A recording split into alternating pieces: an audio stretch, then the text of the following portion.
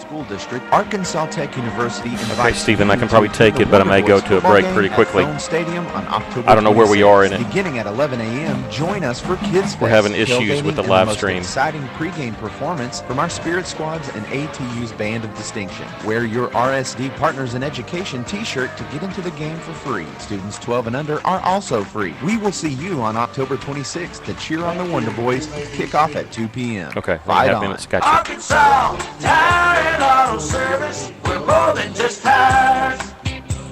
Consistent, responsive, honest and fair. What makes us different? We're the ones who care.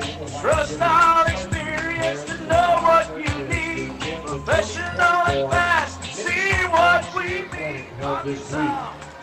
Thank you for supporting your kids and helping make this a wonderful week for Tire and Auto Service, 2304 East Main, Russellville. Russellville Cyclone football on River Country KCJC is made possible in part by Sorrell's Body Shop, Honda of Russellville, Diver Vision Care, by Jerome & Associates, the Russellville School District, by Mac Daddy's Old Town Meat and Eat, Congressman Bruce Westerman, R&R Express, River Valley Tractor, Philride Autoplex, River Put Valley your hands Tinning and together Glass, for our Miller kindergarten Roofing and Company, first First graders. State Bank, Feltner's Athletes Corner, E&F Roofing, Duval's Affordable Portable Buildings, by ConAgra, Chicken Mark, Centennial Bank, the Arkansas Valley Farmers Association, by Arkansas River Valley Heating and Air, Alathus Realty, Arkansas Tire and Auto Service, and by A Better Way Realty.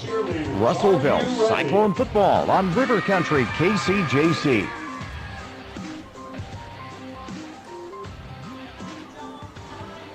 Welcome, friends. We're coming to you live from Cyclone Stadium in Russellville, where it's partly cloudy, 78 degrees. Conditions are perfect for some Cyclone football. Good evening. I'm Mickey Duval, coming to you from the Alathus Realty broadcast booth. Buying or selling your home has never been easier.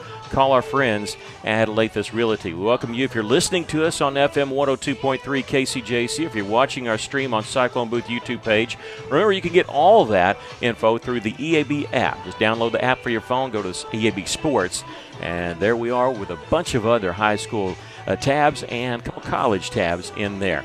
I'm Mickey Duval. My color man for tonight is Aaron Duval. Media team Chase Canfield and Maggie Duval. Engineer producer tonight is Stephen Barry. And time for our Cyclone Rewind as we start off. Russellville gave up 46 points in the first quarter to Shiloh Christian. However, they held the Saints to the scoreless the last three quarters, lost the game 46-21.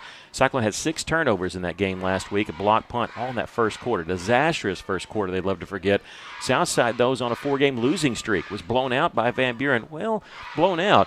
The mercy rule was going, and then they came back and made it a game. Ended up losing 42-28. I turn to my color man for tonight, Aaron Duval. What do you think about tonight's game? Well, Southside, even though they're 0-4 in the conference, they're probably one of the best 0-4 teams that we're going to see. They're averaging 32 points a game, but their defense is giving up an average of 32 points a game. If the Cyclones are to win tonight, they've got to have a better percentage on third down conversions. Against Shiloh Christian, we were 4 of 15. I think my figures are right, or it's close. 4 of 15 on third down conversions. And we've got to cut down on the turnovers. We had 5 against Shiloh Christian. Now, our defense, to win tonight, our defense needs to create turnovers. And we need to take, and our offense needs to take control of the clock. Their quarterback, if they start their regular quarterback, he's thrown for 10 interceptions.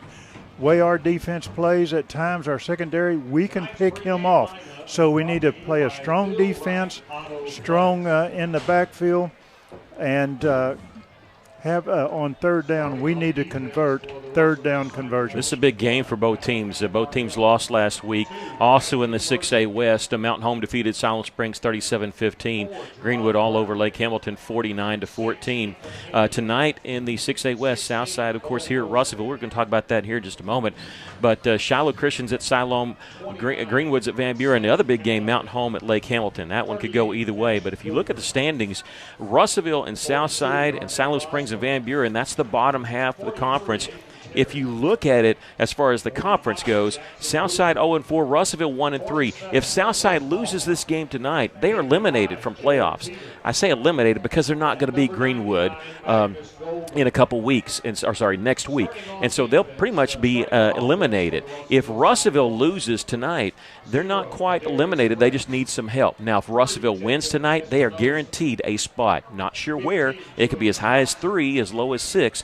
But they win tonight, they will guarantee themselves a spot in the playoffs. Boy, if Southside wins this game tonight, we have potential of it being last year where it was Mountain Home, Van Buren, and Russellville in a 3-way tie, and Russellville was the odd man out due to 4 points. It has that potential happening again with Van Buren, Russellville, and Southside. So we just need to eliminate that and win tonight. Other games last week in the River Valley, Dardanelle defeated Lamar 51-14. Pottsville beat Ozark 51-20. Melbourne edged Atkins 42-21. Clinton beat Dover 47-16. Magnico beat Danville 55-17.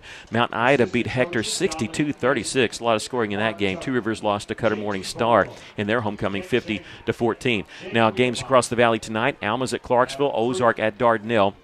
Dover travels to Mena, Pottsville's at Lamar, Quitman travels to Atkins, Danville hosts Jesseville, Perryville hosts Two Rivers, and Hector travels to Johnson County West Side. We're going to take a break. We'll come back. We'll talk about the history of this series. There's a lot of history there. If you're like me and you've been around the area for a long time, you know this is a 4A West matchup, or it feels that way.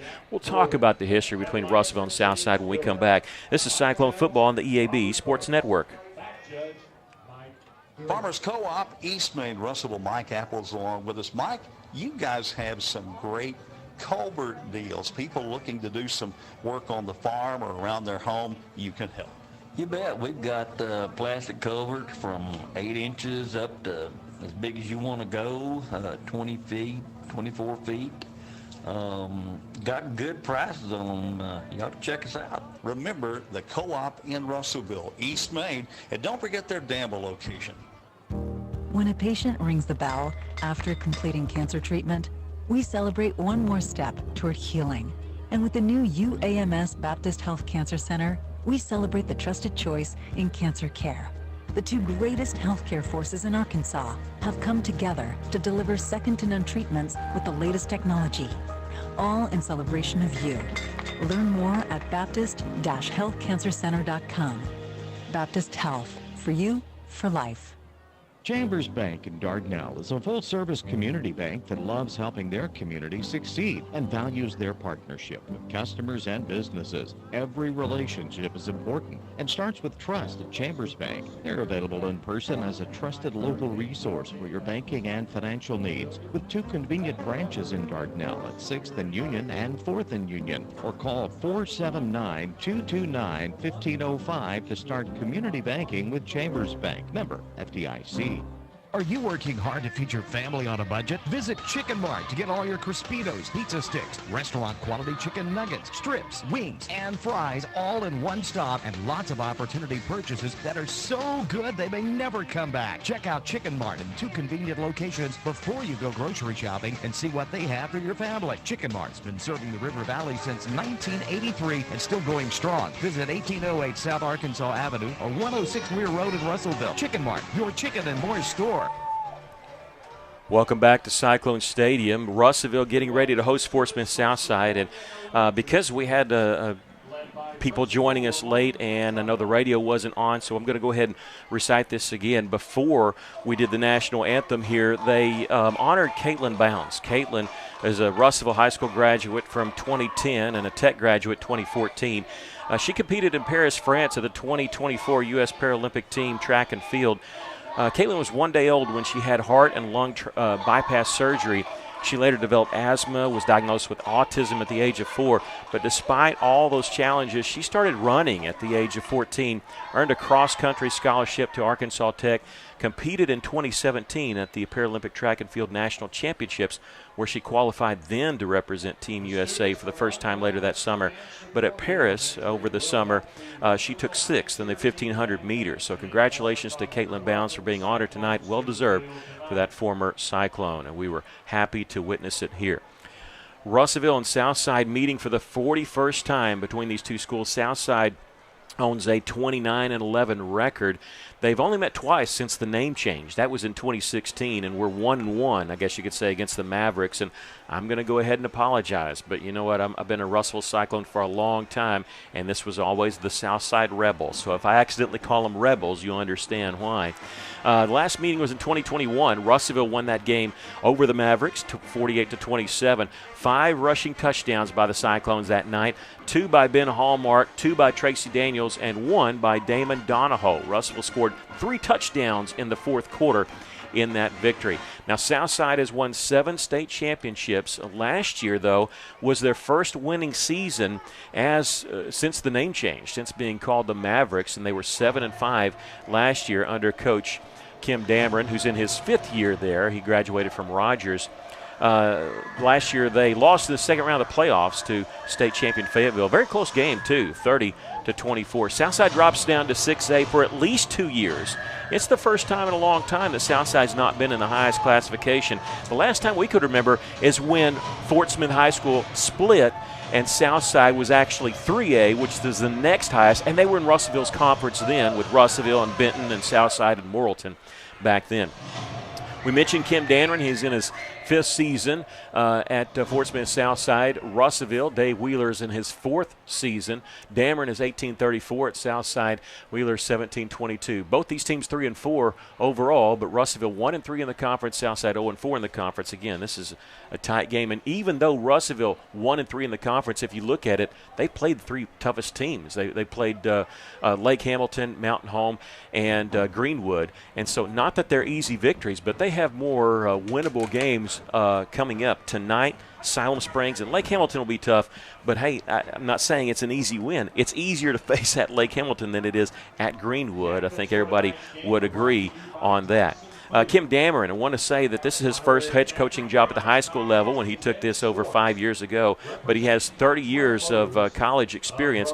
He played for the Razorbacks. If you're old enough to remember that, he played from 79 to 82 under Coach Lou Holtz. So that's a look at our coaching staff. The starters, we talked a little bit about the quarterback. We're not sure if it's going to be Blake Forsgren, number 5, or Wilson Key, number 4. We can tell you if Wilson Key does not start at quarterback, he'll be starting at wide receiver. Statistically, he's their second best wide receiver behind number 16, Peyton Zimmerman. Number 15, Jaden Webb, is their leading running back, but he catches the ball quite a bit coming out of the backfield. Actually had 8 catches for 150 yards in their loss last week against Van Buren. We're going to take a break, come back with the Cyclone Watch and the kickoff. This is Cyclone Football on the EAB Sports Network. Are you looking for a great place to work that offers great pay and benefits, where you can make an impact in a safe, clean environment? ConAgra is looking for motivated, energetic people to join their team. ConAgra is recruiting industrial maintenance technicians to fill openings on all shifts. Positions start at $25.61 an hour plus a shift differential. Experience is required, so for immediate consideration, apply online at ConAgraBrands.com/careers. That's ConAgraBrands.com/careers. ConAgra is an equal opportunity employer. At Centennial Bank, we believe serving our community goes beyond assisting with financial needs. We pride ourselves on being community connected and customer focused. Supporting our community starts with our employees. We enjoy rolling up our sleeves and helping make our community a better place. Our local bankers are a team that brings passion, pride, and dedication to our communities. That is why Centennial Bank is proud to support the place we call home. Centennial Bank, member FDIC, equal housing lender.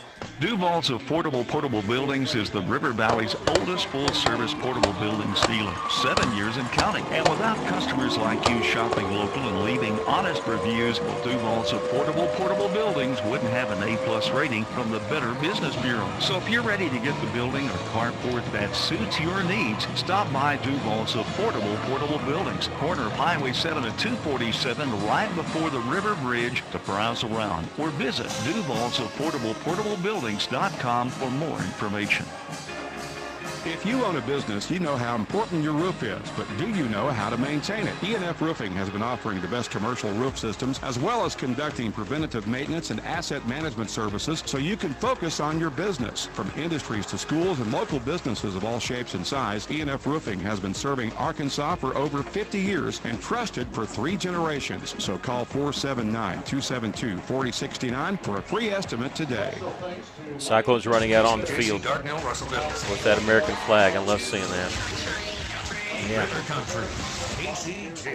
Mentioning that the Cyclones running out onto the field with that American flag. Love seeing that. We're one of the few teams that actually do that. Cyclone watch. It's a logjam. Russellville, Van Buren, and Southside going for 2 spots right now. And Siloam. Big crossroads for both teams tonight. That's our Cyclone watch.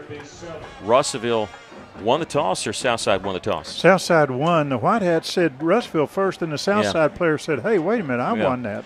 That confused me, too. So they won. They deferred. We're going to get to receive the football to start the game, and we're ready. Russellville in all black tonight. Wish they would have played black suits coming for men in black, because that's what Russellville looks like tonight, with red numbers, a little bit of white trim. Southside in their white jerseys with baby blue numbers and baby blue pants and silver helmets. Russellville going to take the opening kickoff from the 3-yard line across the 15, hit hard before he gets to the 20. I think that was Callahan, but I'm not sure. No, that was, is that Ladarius? That's Brown. Okay. That's Jerome Brown, number 4, that returned that. From the 3-yard line, I think he was nailed right before he got to the 20. We'll have it at the 19-yard line.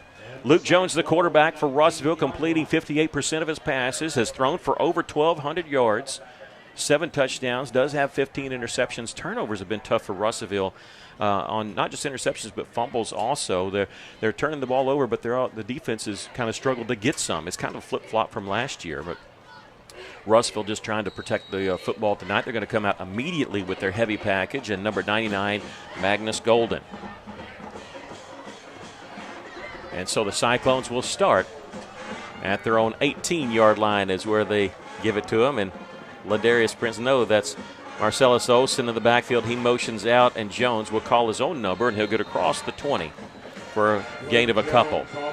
I like what Jones did. He just kind of hesitated to wait to see where the hole was going to be and the blocking, and went to the left side.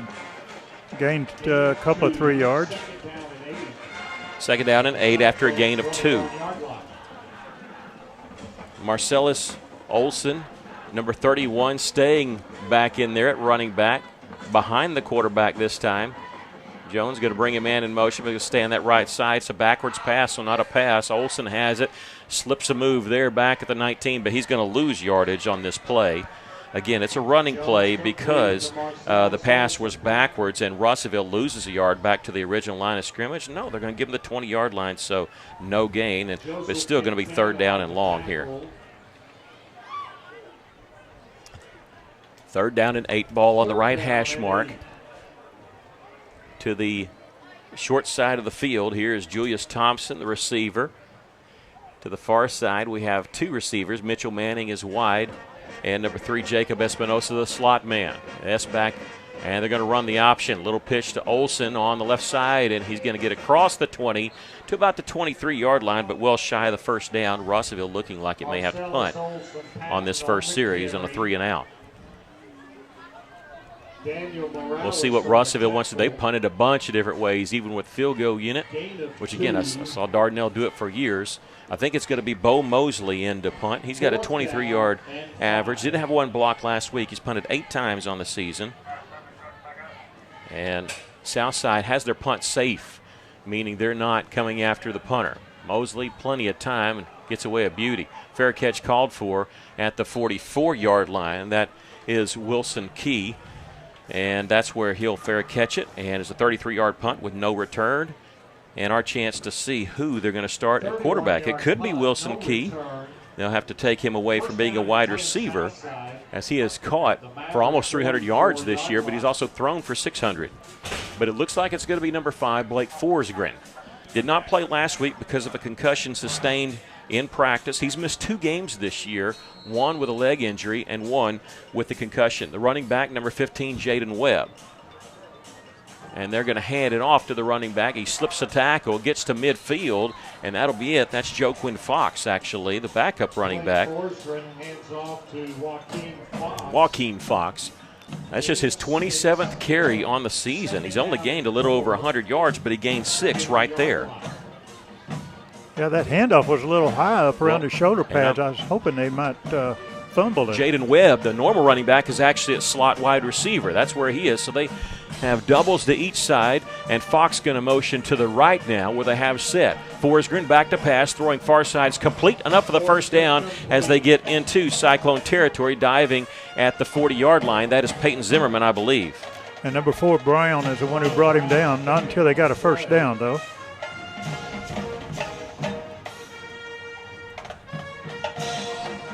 That was Zimmerman. They did not announce it, but I'm pretty sure that was Peyton Zimmerman.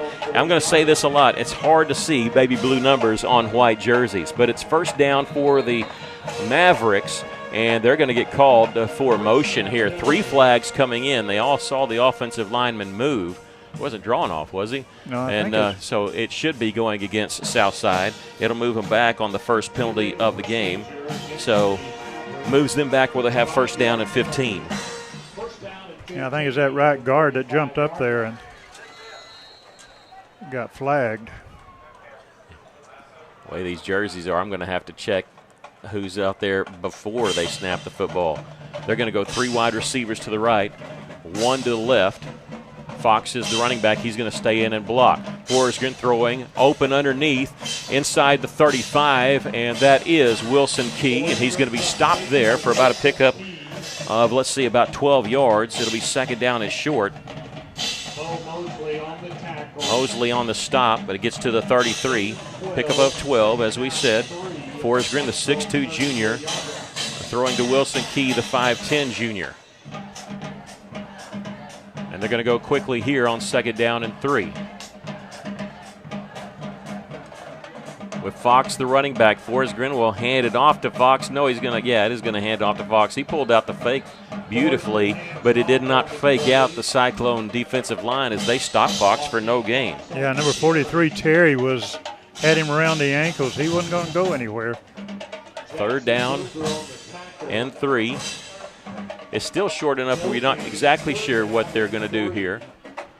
And Jaden Webb, their leading rusher, has not lined up at running back. He's been at the slot wide receiver spot so far on this drive. Forsgren back to pass, looking left the whole way. He's got man-on-man coverage, but he's in trouble. Back pedals away, rolling to his right, throwing his complete pass to Fox. His safety valve's got the first down and a whole lot more. Going to be drugged down inside the 10 to the 7-yard line. And Fox was only staying back to block, but he saw his quarterback was in trouble, got outside there and was wide open, and now we have a stoppage of play. An injury timeout is what they say, and I see a Cyclone down on the far side. They're going to rule him down at the 6-yard line, so a pickup of 27 yards on the play, on the pass play to Fox. It'll be first and go for the Mavericks. Yeah, we just kind of lost him after he faked that pass, and then he broke to the right, and we just forgot that he was out there. Well, what happens in that situation, if you're a wide receiver and your quarterback's in trouble, you look at where he's running and you run with him. And that's what Fox did. He realized his quarterback was in trouble, nobody to block. He rolled to the right along with him. And he wasn't accounted for initially because initially he was not running in the pattern. We had man-on-man coverage over here. Jaden Webb was where Forsgren was trying to go, but nobody was open. It was good coverage, but the problem is we didn't get to Forsgren, and he's able to make a play. Sometimes guys just make plays. Forsgren has thrown for over 1,200 yards this year, completing 57% of his passes. He threw for 360 yards against Shiloh Christian in that loss there. They put up 20 points. They had a 17-point lead against Shiloh Christian, a 17-point lead against Lake Hamilton. Lost both those games, and then they kind of laid an egg in the first half against Van Buren. ended up coming back but losing that one. That's why we're talking about they're the best 0-4 team. And we're not saying just because they're Southside. We're saying they played a lot of their games. They've played a good half, but they have struggled to put two halves together. That's Brown walking off under his own power. Good sportsmanship. Two of the Southside players came over and patted him on the shoulder pads. Yeah, he's holding his left collarbone there. I hope that's hope that's nothing serious, but you just don't know. He's walking off with Mike Hilton, our trainer. First and goal from the 6-yard line as we're back to action. Fox will move over to the right of the quarterback, Forsgren. He's back to pass, looking for Fox out of the backfield. He has him, but he didn't see him. He's going to roll to his left, throwing for the pylon, and it's incomplete. I think he was just throwing that to get away from Aiden Terry, who was in hot pursuit. I think he was going for Webb over there, but well covered. Well, Fox was open on the right side. Oh, because, he was. and he didn't see him. And I don't know why he didn't see him because he was looking right the whole way, but I think he was looking for the corner. And Peyton Zimmerman. Number 16, Peyton Zimmerman, has not been thrown to tonight, but he's their leading wide receiver. He's the slot on the inside here on 2nd down and goal. They're going to hand off to Fox, and no, they're going to keep it themselves, and he'll get to the 5, maybe the 4, and that's about it. As Blake Forsgren carries. He won't run a whole lot, but he does have one touchdown on the season, 31 carries for 90 yards before that one. Gain of 2. It's 3rd down and goal from the 4-yard line. And Hallmark is the one who met him and brought him down. Well, there's a legacy name for Russellville, talking about his brothers, his father, grandfather. Bobby Hallmark, the original Mr. Cyclone. Nicholas Hallmark in on that stop. 3rd down and go. 2 wide receivers to each side. A check with me is the hard count. Play clock's at 7 here on 3rd and goal. Forsgren gets the snap. Looking right. He's going to throw across the middle. It's tipped and incomplete, and it was almost intercepted. Malachi Varnell almost had a pick in the end zone. Boy, he did. He was looking at the quarterback and got his hands on it, just couldn't bring it down. And that's going to bring up 4th down and go, and they're going to elect to kick the field goal, or at least line up for it. Rodrigo Hernandez is 6 of 8 on field goals this year. His longest is 34. This is going to be kind of like an extra point. He's only missed 1 this year, and this is just barely longer than an extra point. Officially, though, it is 21 yards if they, in fact, do decide to kick it. They do get to kick away, but he missed it wide right. How about that?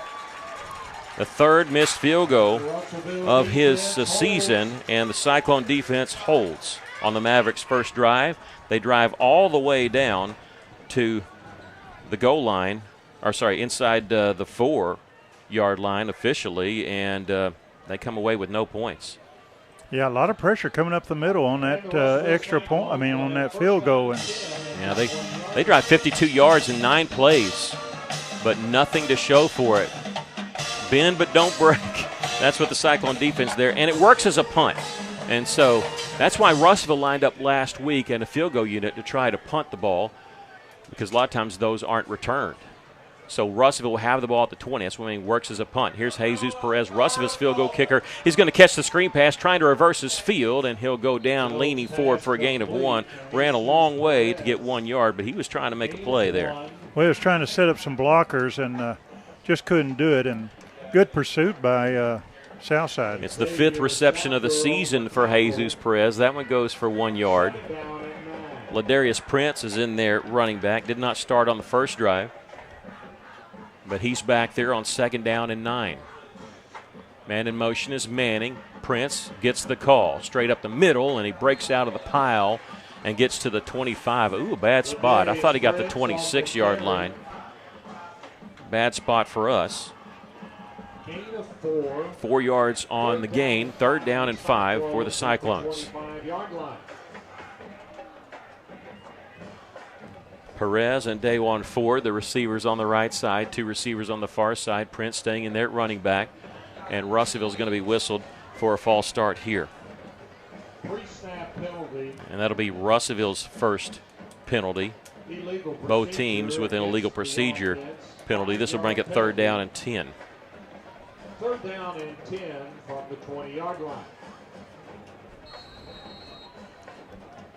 Jeremiah Ross Thompson and Mitchell Manning, the receivers on the far right side, on 3rd and 10 for Luke Jones. They showing blitz. They're coming up the middle. Jones, he's in trouble, going to step up in the pocket, and it's going to be incomplete. We're going to have a hold. Yeah. That flag coming in. They had a hold of Dajuan Ford's waist there, and that's going to be pass interference or hold. Either way, it's not an automatic first down, but it's going to be enough yardage for the first down. Yeah, you could see that. The safety, he was beat. I think the ball was going to be overthrown, but I don't know if he could tell that. That's why he grabbed it. Remember, there's no uncatchable rule in high school football. Doesn't matter if Jones throws it to the goal line. And so it's not an automatic first down, but it does result in a first down. This first one for the Cyclones, and we'll take it. 1st and 10 for the Cyclones at the 30. At the very least, keep that defense off the field. They did a good job on that last drive of stopping when they had to. There when they had it 1st and goal. The extra whistle, they were resetting the play clock there. Empty backfield as Prince motions out of the backfield. Underneath screen, here's Dajuan Ford. He is hit hard, but somehow with his blockers getting help, it looked like it was going to be no gain. It ends up being a gain of 3 on the pass play. Yeah, that's a good call, but Southside went through our blockers and was able to meet the ball carrier and just gained very little. Wasn't there a song a long time ago, Get By With Little Help From My Friends? That's what happened there with Dajuan Ford. Looked like he was stopped for no gain. His blocker actually pushed him along. You can do that. You just can't pick up the ball carrier. And it ends up being a 3-yard pass play. 2nd down and 7 for the Cyclones as they break the huddle. They'll come out with 3 receivers to the right side, and the S-back is Hallmark. Now this is Marcellus Olsen. They'll fake to him. Jones rolling to his right, looking downfield. It's complete pass to, guess who? Hallmark. He's got the first down as he's cut down just shy of midfield. Well, that's a beautiful pass on the run and a beautiful catch by Hallmark. Pickup of 16 yards on the play. Jones now 3 of 3 for 20 yards. And that's the first reception for Hallmark tonight. First time he's been targeted. Well, I think we need to target him some more. He's a pretty good-sized lad. Can catch the ball.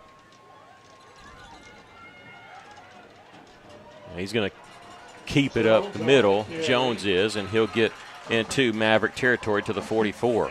Good blocking by that offensive line right up the middle. A pickup of 7 yards on the play. There's a lot of stuff you can do when you have 2nd and short, 3rd and short, and that all starts with gaining yards on first down. They pick up 7 yards on that carry. The Cyclones now at the Maverick 44-yard line, and this is Magnus Golden in just behind Jones at running back, and they're going to give it to him on a little counter play, and he'll lower his shoulder, plow forward. He's going to get the first down. Magnus Golden on the carry. And, boy, they gave him a good spot this time as he gets to the 39-yard line. So he'll pick up a 5 yards on the play. That's his 16th carry of the season for 56 yards. Does have a couple of touchdown runs, and he'll come out.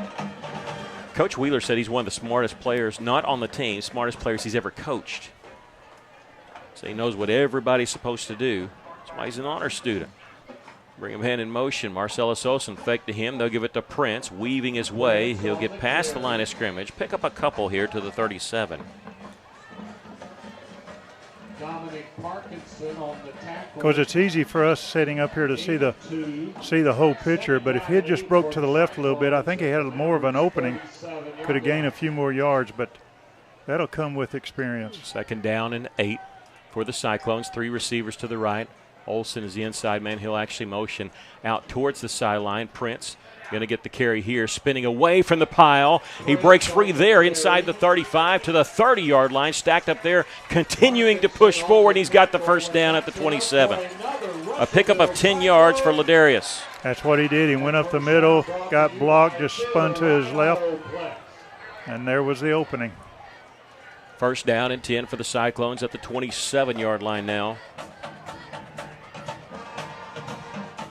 Russellville taking their time on this drive. We have no score, under 2 minutes to play here in the first quarter. Tight formation here with a receiver very close to the line of scrimmage. Running formation for the Cyclones. Here's Marcellus Olsen. He's trying to bounce it outside. He's wrapped up and spun down, but not before. He gets 5 or 6 yards to the 22. And look, easiest thing to do is hand the ball off. And right now, Southside is not stopping the run of the Cyclones as we got 5 yards there. That's a good run on first down, as you said before. Olsen staying in there at running back, and now Russellville shifting a little bit. They're going to go 5 wide, empty backfield, maybe a quarterback draw here. No, they're going to roll out, throw underneath, wide open is for the touchdown. I almost said Marcellus Olsen. No, it was Magnus Golden there that caught it wide open inside the 10. He gets the touchdown of 22 yards on the touchdown pass from Luke Jones. It's the second touchdown reception for Magnus Golden on the season, the 8th touchdown toss by Luke Jones for the year. And the Cyclones strike first, 6-0. Mosley the holder. Jones is the snapper, and Perez puts it through. The Cyclones lead at 7-0. We'll take a break. This is Cyclone Football on the EAB Sports Network. For more than 70 years, the Electric Cooperatives of Arkansas's vision has mirrored our vision. Tackle any obstacle to deliver reliable, affordable power to Arkansans. Our 17 electric distribution cooperatives have more than 60% of our state covered. Our team of over 2,000 employees work day and night providing power to more than 500,000 homes, farms, businesses, and of course, your hometown football field. The Electric Cooperatives of Arkansas, powering the thrill of Friday night nights. Fellner's Athletes Corner, your high-performance athletic store for quality athletic footwear and apparel, features Nike, Under Armour, The North Face, Patagonia, Oakley, Saucony, New Balance, Brooks, Asics, Kabu, Keen, and many, many more. Fellner's invites you to make them your first stop. With more than 50 years combined experience, the familiar faces at Fellner's can help you with all your athletic needs. Fellner's Athletes Corner, 2320 West Main, Russellville, open 9:30 until 6, Monday through Saturday. Cyclones strike first on their second drive. They stick at the end zone, lead at 7-0. We'll give you the details on the scoring summary here in just a moment, but we're getting ready for the kickoff. Zimmerman back. Also, Wilson Key is back for Southside, right around their 5-10 yard line, respectively. Tight formation there for Russellville. Looks like they're angling. Going to kick off. It's going to be high and short. They're not going to call for the fair catch, and blown up. That's what happens right there when you don't call for a fair catch. You are probably going to get lit up, and that's just what happened. I didn't see who made the hit, but they're celebrating over on the Don Carnahan track right now. Yeah, that Southside player. Hibbler. He's kind of looking around like, am I in Russellville or some other place? Samario Hibbler there laying the wood there. And I think it's safe to say that was a return of 0 yards. And so on that scoring summary for the Cyclones, 80 yards in 10 plays after the missed field goal by Fort Smith Southside. 5 minutes, 25 seconds. Luke Jones hit Magnus Golden for a 22-yard touchdown pass. Perez added the extra point. The Cyclones lead at 7-0. In the final minute here of the first half, screen pass set up, and hello. That's going to be dropped for a loss. Back inside the 25 to the 21. And that's number 15, Thompson, who made that hit. Got to the receiver about the time the ball did. And that was a completed pass to Peyton Zimmerman, their leading receiver. Loses 4 yards. They said Bo Mosley on the tackle for a loss. It'll be second down and long. Well, they finally got Zimmerman the football, but they didn't block for him that time. 3 receivers to the left. Forrest Grin back to pass, throwing across the middle. This is going to be intercepted. Intercepted by the Cyclones at the 44-yard line. Across the 30 on the return. Back to the 25, hurdling a man inside the 25 to the 23-yard line. Booker. Jackson Booker, number 45, with the interception. Takes it from the 44 to the 22. 22-yard return. With 12 seconds left to play here in the first quarter, and the Cyclones get just their 5th interception. I'm sorry, not Jackson Booker. They said Cash Booker. Yeah, his brother. All right. You said Booker. I assumed it was Jackson, but it's Cash Booker. Yeah, number 38. Yep. Good job. All right, and the Cyclones just their 5th interception of the season, but they have set up the offense here at the 22-yard line. With 12 seconds left to play here in the first quarter, leading 7-0. Jones, play action, wheel route complete inside the 10, and that'll have a first down with 6 seconds left. That was to number 0, Prince. Ladarius coming out of the backfield on the wheel route. Boy, I love that route. It's really tough to cover. It goes for 15 yards there. And the Cyclones in business, 1st and goal. Even though they've scored a touchdown already, this is their first trip to the red zone. They are 14 of 16 on the season of scoring when they get the red zone. That's 88% of the time. Here's Ladarius Prince dodging him in. He'll pick up a yard, and that'll be it. And that will be it for the first quarter. They're blowing the whistle. I just want to make sure there's not a flag. There is not. After 1 quarter of play, the Cyclones lead at 7-0, but knocking on the door for a second score. We'll take a break. This is Cyclone football on the EAB Sports Network. As a dentist, giving patients a beautiful smile is what I love to do. But the business side can be challenging. Luckily, First State Bank understands. They provide financial tools that make banking convenient and flexible. And the service I get is second to none. From equipment loans to cash management solutions, they give me the freedom to focus on my patients, not my payroll. Now that's something to smile about. Come see us at First State Bank in Russellville or Fayetteville for local personalized banking. Let's be honest, finding a contractor that'll answer the phone, show up on time, and deliver a full day's work in one actual day is a big ask. And if you're a homeowner needing solutions now, call Griffin's Roofing Service now. Griffin's Roofing Service will get any exterior projects handled as promised. Find out why they were voted multiple times Best of the Best Contractor on Facebook and Instagram, or visit griffinsroofingservice.com and make those dishonest contractors a thing of past. Getting ready to start the second quarter. The Cyclones lead at 7-0 after the Cash Booker interception. Russellville right now has its 2nd and goal from the 6-yard line. Leading 7-0 here at Russellville, coming out in the wrong formation. Jones moving people around with 10 seconds to snap it. Man in motion. Jones going to keep it himself after the fake handoff. He's inside the 5, hit hard at the 1, and they're going to say that's where he's down. It'll bring up 3rd down and goal. That was a tough run. I thought he was going to score. Yeah. It looked close. 3rd down and go. I guarantee this is 2-down territory, but official timeout. I'm not sure why. I don't see anybody down. And now they're starting it. I have no idea what that was about, but that's okay. We're back to action here. Early second quarter, the Cyclones leading it 7-0. Again, when entering the red zone this year, they've only been stopped twice. This is their first trip, as the first touchdown occurred from a pass play by more than 20 yards. Red zone is from the 20 in.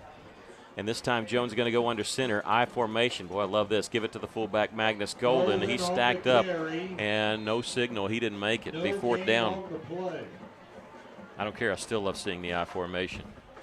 4th down and goal from the 1-yard line. I think Southside probably had that figured out, that Golden was going to get the ball, and they were ready for him. See, this year when Russellville has done that, a lot of times they've gone with a quarterback keeper, and I thought maybe they were going to be keying on that. Prince will now check out, and Russellville coming in with a little bit heavier package. There's 17 seconds on the play clock, so Russellville plenty of time here. They're coming in with an extra offensive lineman. Number 53, Elias Palmer. And now they're going shotgun formation on 4th and goal. Jones going to keep it himself, leaning forward. He's into the end zone for the touchdown, scoring from 1 yard out. His 7th rushing touchdown of the year, his first tonight, and Russellville leads it 13-0. Yeah, went right off that right side between the guard and the tackle and was able to score. 10:28 left to play here in the first half. The Cyclones have scored on back-to-back drives. Boy, it's really nice, though, when your defense sets you up at the opposing team's 22. And that's what happened there. But Russellville doing what they're supposed to do. You take those turnovers, and they become touchdowns. Jesus Perez kick definitely long enough. It's good. 14-0 our score. 10:28 left to play first half. We'll take a break. This is Cyclone football on the EAB Sports Network. Did you know that Henderson State University offers a nurturing classroom environment with caring faculty who will invest in your career success? You can learn a lot at Henderson. Come check us out. Visit hsu.edu/getready for additional information. Did you know that Henderson State University offers the only aviation degree in Arkansas? You can learn a lot at Henderson. Come fly with us. Visit hsu.edu/aviation for additional information. It's Honda of Russellville's 45th anniversary, and we're celebrating this year with big savings store-wide. Come in now to Honda of Russellville and register to win a brand new 2025 Honda Pioneer 700. We're having open houses every Saturday leading up to the big giveaway Saturday, October 26th. This is one of our biggest giveaways ever. Plus, save big with our best deals of the year. Come by now. Arkansas's #1 Honda dealer, Honda of Russellville. See more at hondaofrussellville.com and on Facebook. Big play there was Cash Booker with the interception, returning it 22 yards to the 22. The Cyclones score. They go 22 yards in 5 plays in a minute 44 seconds. Luke Jones carrying it in on 4th and goal from 1 yard out. Jesus Perez added the extra point. The Cyclones leading it right now 14-0. 10:28 left to play here in the first half. Perez now will kick off.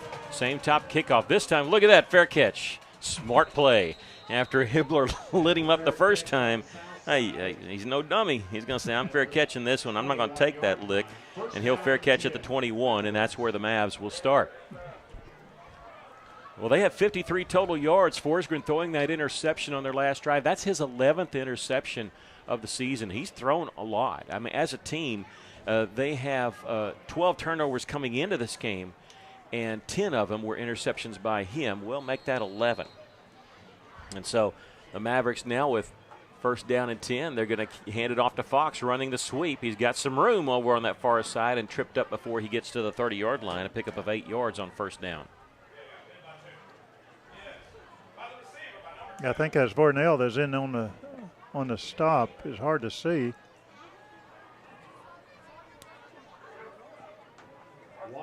These are, both sides have hard numbers. It's the font for the Cyclones and the baby blue on the white for Southside.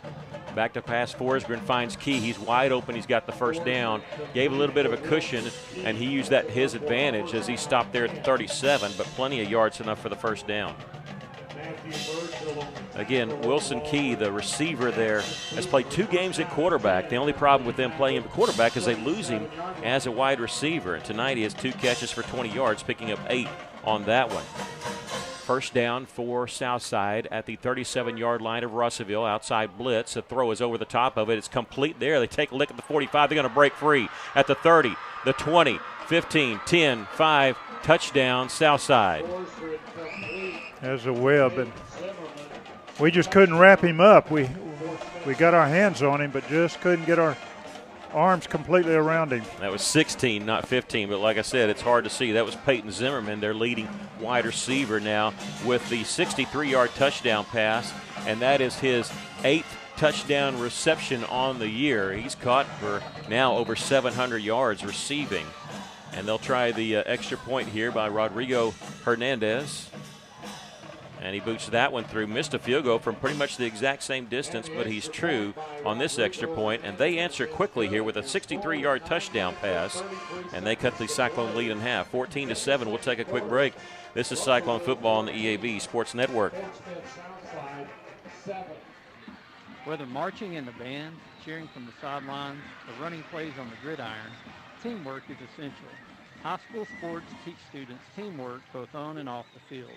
I'm Congressman Bruce Westerman. I approve this message to say thank you to the coaches and teachers who are preparing the next generation to be team players, and best wishes to all student athletes learning to be teammates in the game of life. Paid for by Westerman for Congress. Welcome back. They go 79 yards in 3 plays. Forsgren hits Zimmerman for a 63-yard touchdown pass. It just take him 55 seconds to cut the Cyclone lead in half at 14-7. Those blue numbers, light blue numbers on that white jersey, very, very hard to pick up. Yeah, it's it's kind of cool to be that color, baby blue, red, white. But boy, when you're up here, press box, it's hard to see. So we're going to be doing that a lot tonight. Probably calling some wrong names and having to fix it afterwards. 15 Jaden Webb, 16 Peyton Zimmerman. That was Zimmerman on the touchdown reception. All it means, though, is we get the ball back. We got to answer. Hernandez with the kickoff. Cyclone's going to field it at the 3-yard line. Running towards the middle, that right hash across the 20 this time. Gets to the 25. Stacked up there. He'll pick up an extra yard. I think they're going to say his forward progress was stopped at the 25-yard line. And I think that was Sam Callahan on the return there. Number 29, yeah, yes. That was Callahan then. And on the return. I say Ford, but it was Callahan, number 29. Again, it's hard to see. Even the 9 and the 0 are difficult. It's 22-yard return for Callahan to the Cyclone 25, and that's where Russellville will start. 41st meeting between these two teams. Southside's won 29 of the 40. Last meeting, Russellville won 48-27 in 2021. Cyclones looking at 1st and 10, and they're going to run on a man late. Don't snap it yet, because Russellville was not set. They run it off, on, and then off. 8 seconds on the play clock. Now man in motion is Olsen. They'll fake it to him. This is Prince. He's going to be hit in the backfield, but I think he ends up getting a yard as he just carried the tackler with him. Yeah, he did. Fort Smith Southside became a school in 1963 when Fort Smith High School became Fort Smith Northside. And again, they were actually a 3A school along with Russellville in the conference with Benton and Morrilton, the next highest classification at the time. Back to passes, Jones on 2nd and long. He's got a man open, Perez, and can't make the connection. Just a little long on the throw. It'll bring up 3rd down and long. Perez had made like a stop and go, and he had a step or two on his man. Yeah, he did. Had him beat. 8:48 left to play here in the first half. The Cyclones leading at 14-7, scoring on back-to-back possessions. We may see that play again. Yeah. Russellville had an 80-yard, 10-play touchdown drive and then a 22-yard, 5-play touchdown drive. They're looking at 3rd down and 9. Needs Southside's 35-yard line for a 1st down. Pump fake thrown across the middle. They've got the 1st down on a great catch there as he had to jump up and grab that. Julius Thompson hung on to it. Yeah, good pass, good catch. They give him the 36, so 1 more yard than what he needed. 10 yards on the pass play. Jones now 6 of 7 for 67 yards. That's the first catch tonight for Thompson. First time he's been targeted. The Cyclones have it 1st and 10 and complete to Thompson here on the near side, just shy of the 43-yard line. On that previous pass, Thompson was hit about the time he caught the ball, but still was able to get that extra yard. He's got some good hands. Yeah, Russellville going quick there. They pick up 6 yards on that play. A 2nd down and 4 for the Cyclones, leading by a touchdown, under 8.5 to go here in the first half. Twins stacked to each side. They're going to pull it, give it to Ford, who's wide open on the sideline. He's at midfield and pushed out of bounds right around the 45-yard line. They just forgot to cover Ford, and he was wide open here on the side. Pick up of 13 yards on his 2nd catch tonight, and they are at the Maverick 45-yard line. 1st and 10. It's the 8th 1st down for the Cyclones tonight. 132 yards for Russellville, 132 yards for Southside on the night. Russellville with trips to the right side, 3 wide receivers, lone wide receiver to the left side. Jones going to pull it, look on the quick slant. It's incomplete. And, boy, they timed that perfectly as they laid a lick on Dajuan Ford there. Yeah, I give him credit. That's good defense. But, again, a good pass by Luke. Yeah. Ford stays in there. He's going to be the slot wide receiver on the left side here on 2nd down and 10. 2 receivers to each side, 7:51 left in the first half. Prince, the running back. Out of the shotgun is Jones, taking his time on the snap.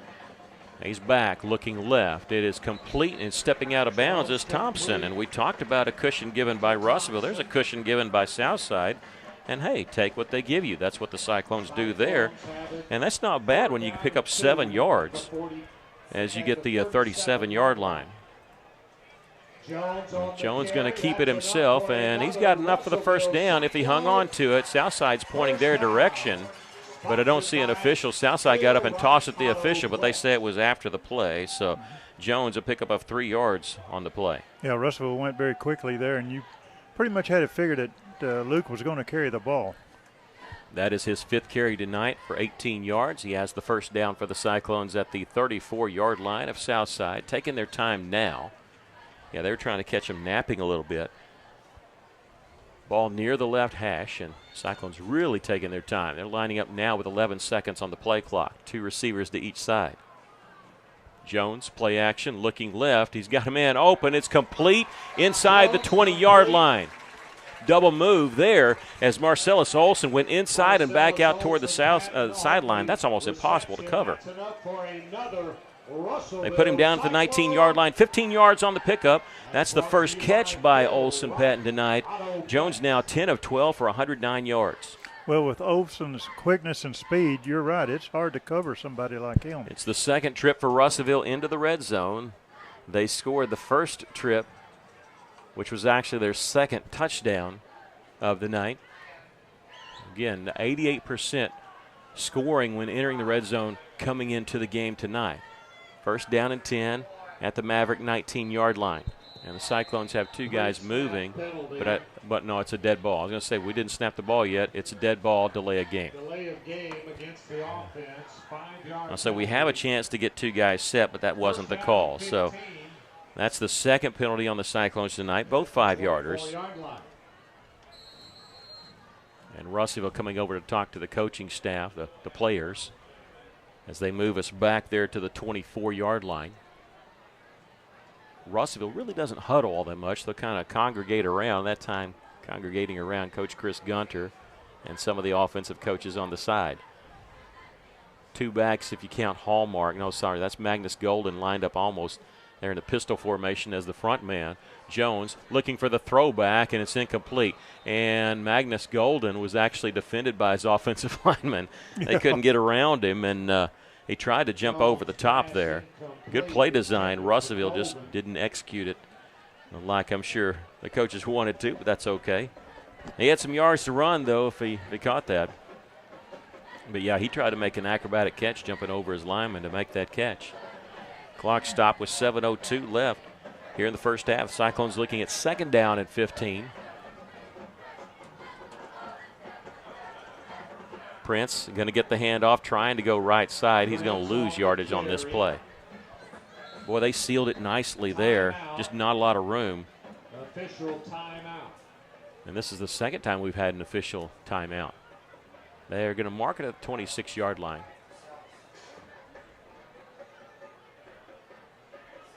And the White Hat saying, hey, it's an official timeout. Y'all can't go to the side. He's calling out Russellville, and now they're doing the same thing for the Mavericks on the far side. Start the clock. Under 7 minutes to go here in the first half. Cyclones losing at third down and 17. Ball at the 26-yard line. Russellville needs just inside the 10 for the first down. Plenty of time on the clock. 2 receivers to each side. You go for it all here or half of it, thinking just get some yards for the field goal. Maybe to go for it. We'll see. Jones, he's got a man open, wide open across the middle. Is Marcellus open? He jumped up, and Olson catches it, falls down at the 14-yard line, and now decision time for Coach Wheeler. Well, if he hadn't had jump up and fall, he had some room to get down close to that end zone. Yeah, 4th down as they put him down at the 14-yard line. Sorry, 15-yard line.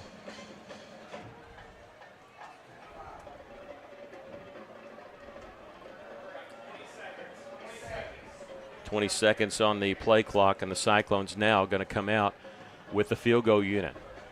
Move the quarterback to the snapper. You still got time to get set. 8 seconds to snap it, put it down. A 31-yard field goal attempt. Plenty of leg for Jesus Perez, and it's good. Cyclones kick the field goal. They extend their lead to 10, 17-7. We'll take a break. This is Cyclone football on the EAB Sports Network. Why hold a parade that only goes one block? What in the world is a bathtub race? And how can one town be the training ground for American Pharaoh and the former playground of Al Capone? That's just Hot Springs being Hot Springs. Between thermal waters, thoroughbreds, and the world's shortest St. Patrick's Day parade, this town isn't trying to be unique. It just comes naturally. Come experience this slightly unconventional and completely wonderful place called Hot Springs, Arkansas. For more info, visit hotsprings.org. Jesus Perez now 4 of 6 on the season, kicking that one from 31 yards out. The Russellville Cyclones lead at 17-7. That caps off a 60-yard, 13-play drive in 3 minutes and 56 seconds, eating up some clock. Russellville would love to do this very thing, just eat up some time on the drives. 10-point lead for the Cyclones. They'll be kicking it off back to Southside. Southside scored on a big play, 63 yards. But other than that, it's been all Russellville.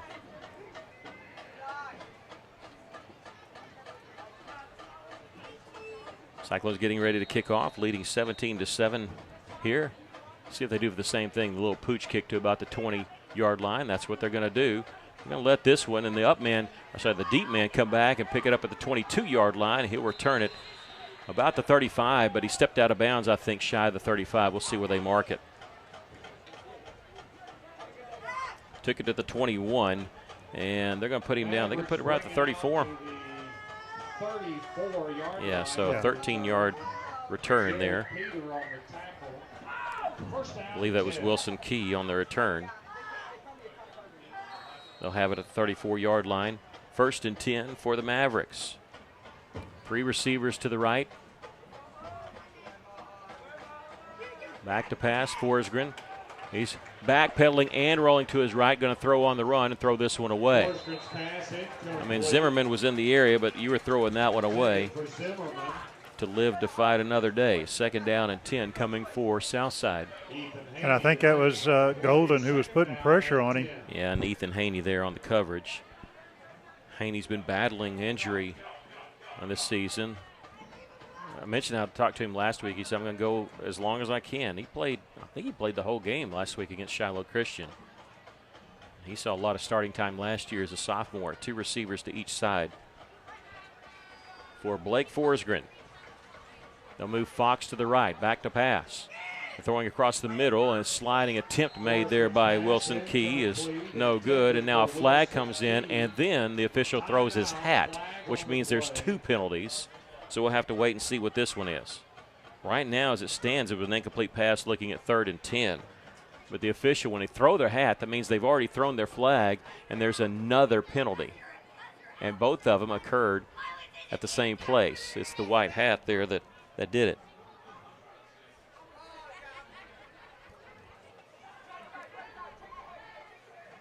Well, the first flag, it seemed like it was in the area of holding because it was right there where the left tackle was, and it looked like he had kind of brought down Magnus Golden. But the second one might have been some extracurricular activity, I guess is the nice way to say it. We'll have to wait and see.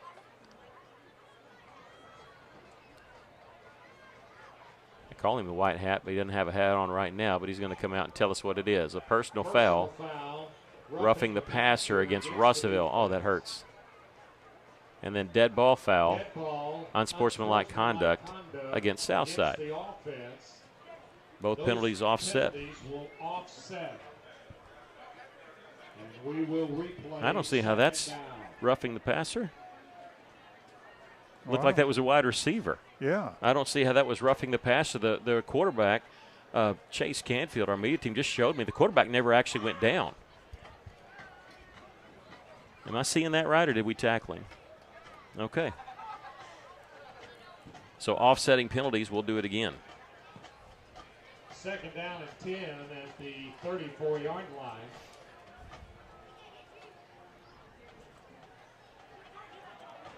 Still 2nd down and 10, so the penalties offset. They cancel each other out, so it's like the play never happened. Back to pass, Forsgren. He's throwing far side. He overshoots everybody. That was going to be tough to drop that one in to Zimmerman. You know, Russellville was only rushing 3 defenders that time and the play before. So I'm wondering how they couldn't have got to him. We were on Zimmerman in the front there and behind, and, I mean, that had to be a dime that you drop in there, and he fired it over that far side to Zimmerman, and no chance really. Because I think if it's thrown spot on, I think we might tip it away or even pick it off. 3rd down and 10 for the Mavericks. They need their own 44 for a first down. Back to pass is Forsgren. He's going to throw. It's in and out of the hands of Wilson Key. Would not have been enough for a first down, but it had been close, and he should have caught that one. I mean, we were there to make a hit, but, yeah, it should have been caught. It would have been close. Been about a yard and a half away. So bring up 4th down and 10. They're going to have to punt the football away. What's the old saying? He hit him right in the worst place he could have, right in the hands. Jaden Webb, who has been quiet tonight, and he's rushed the most. He has 80 carries. We haven't seen him take a handoff yet. He's been running at wide receiver for this game. He's going to punt the football away. He is their regular punter. Averages 34 yards, has a long of 49 on the season. This one is going to hit at the Cyclone 38-yard line, about sideways out of bounds, give us a couple extra yards to the 40, so a 26-yard punt. And the Cyclones will have it with pretty good field position at our own 40.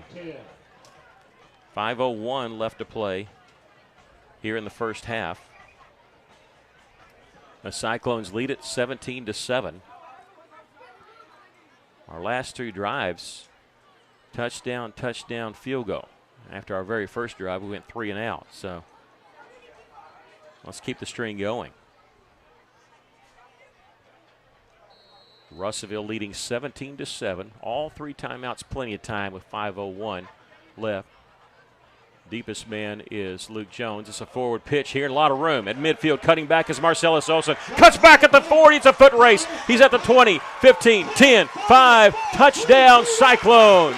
60-yard touchdown pass to Marcellus Olson from Luke Jones on the forward pitch. And during that run, he had a couple of cutbacks, and then he just turned on the speed. 60 yards. It's that forward pitch. It's considered a pass. It's a little shovel pass, but it goes 60 yards. Marcellus Olson scoring the touchdown, and we have a flag on the play, and I hope this is post-touchdown. I'm hoping. Now, the longest touchdown pass of the season for Luke Jones is 75 yards, but Marcellus Olson, his longest reception is 75 yards. I want to say that. So it did not eclipse it, but we're going to wait and see what the penalty flag is. It's over here on our side. I wonder if it's a sideline warning. Whatever it is, I hope it was after the score.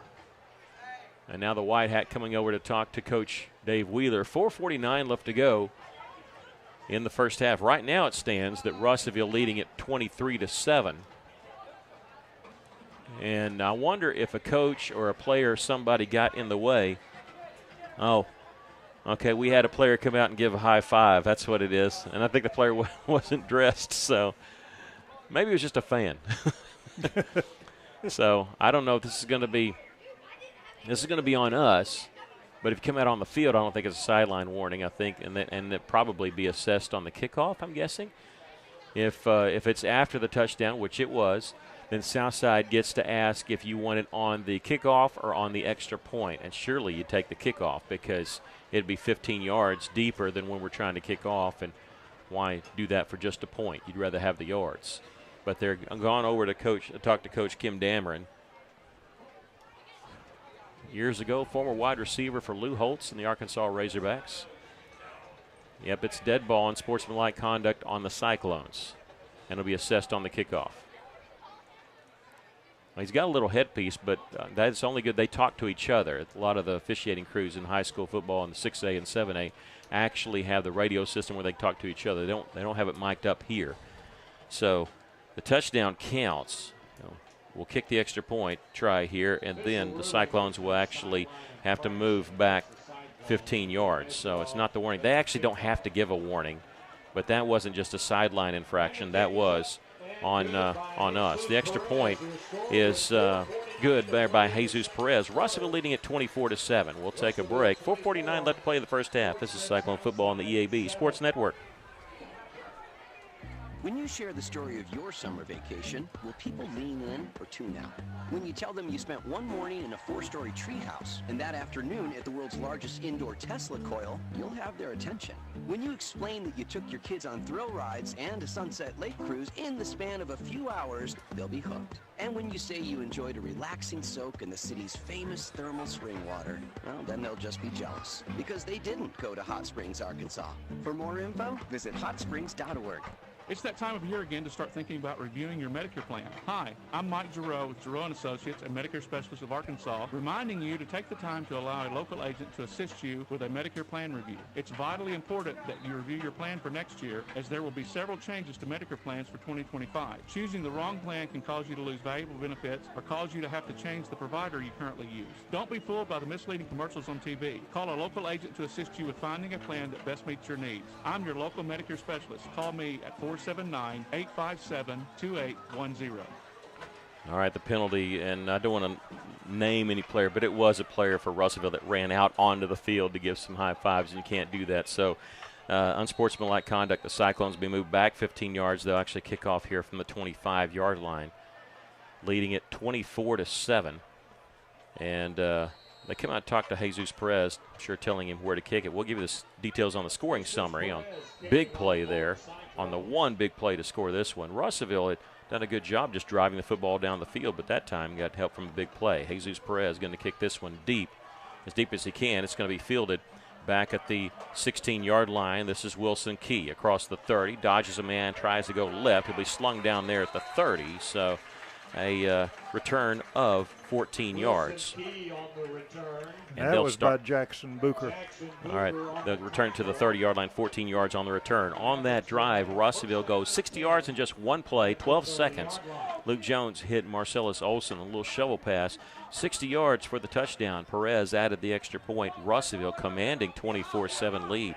Southside 2 different times has been up by 17 against Lake Hamilton and Shiloh Christian at the half, only to lose it. They find themselves down 17 here nearing the end of the first half. Empty backfield for Forsgren. He'll fake the pass and keep it himself. Running left side across the 35, takes a lick there, taken down. I think he's got enough for the first down. It depends on the spot. And they do give him 10 yards and a carry of 10.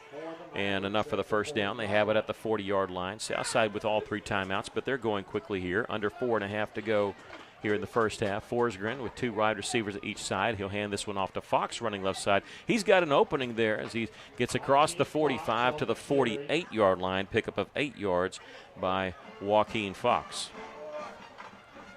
Fox now 4 carries for 22 yards. And for somebody we thought they might try to run, establish the run, they've actually been throwing it quite a bit. They only have 6 carries tonight for 34 yards. Maddox stayed them there on the stop. Second down and 2. Ball on the left hash mark. Forsgren, quick slant, complete to Zimmerman. Puts a hand down to keep his balance as he gets to the 42-yard line. He's the one that had the big touchdown reception of 63 yards, outrunning everybody. He gets to Cyclone territory to the 42, a pickup of 10 yards there by Peyton Zimmerman. His 8th target. He's got 4 catches for 79 yards tonight. Peyton Zimmerman.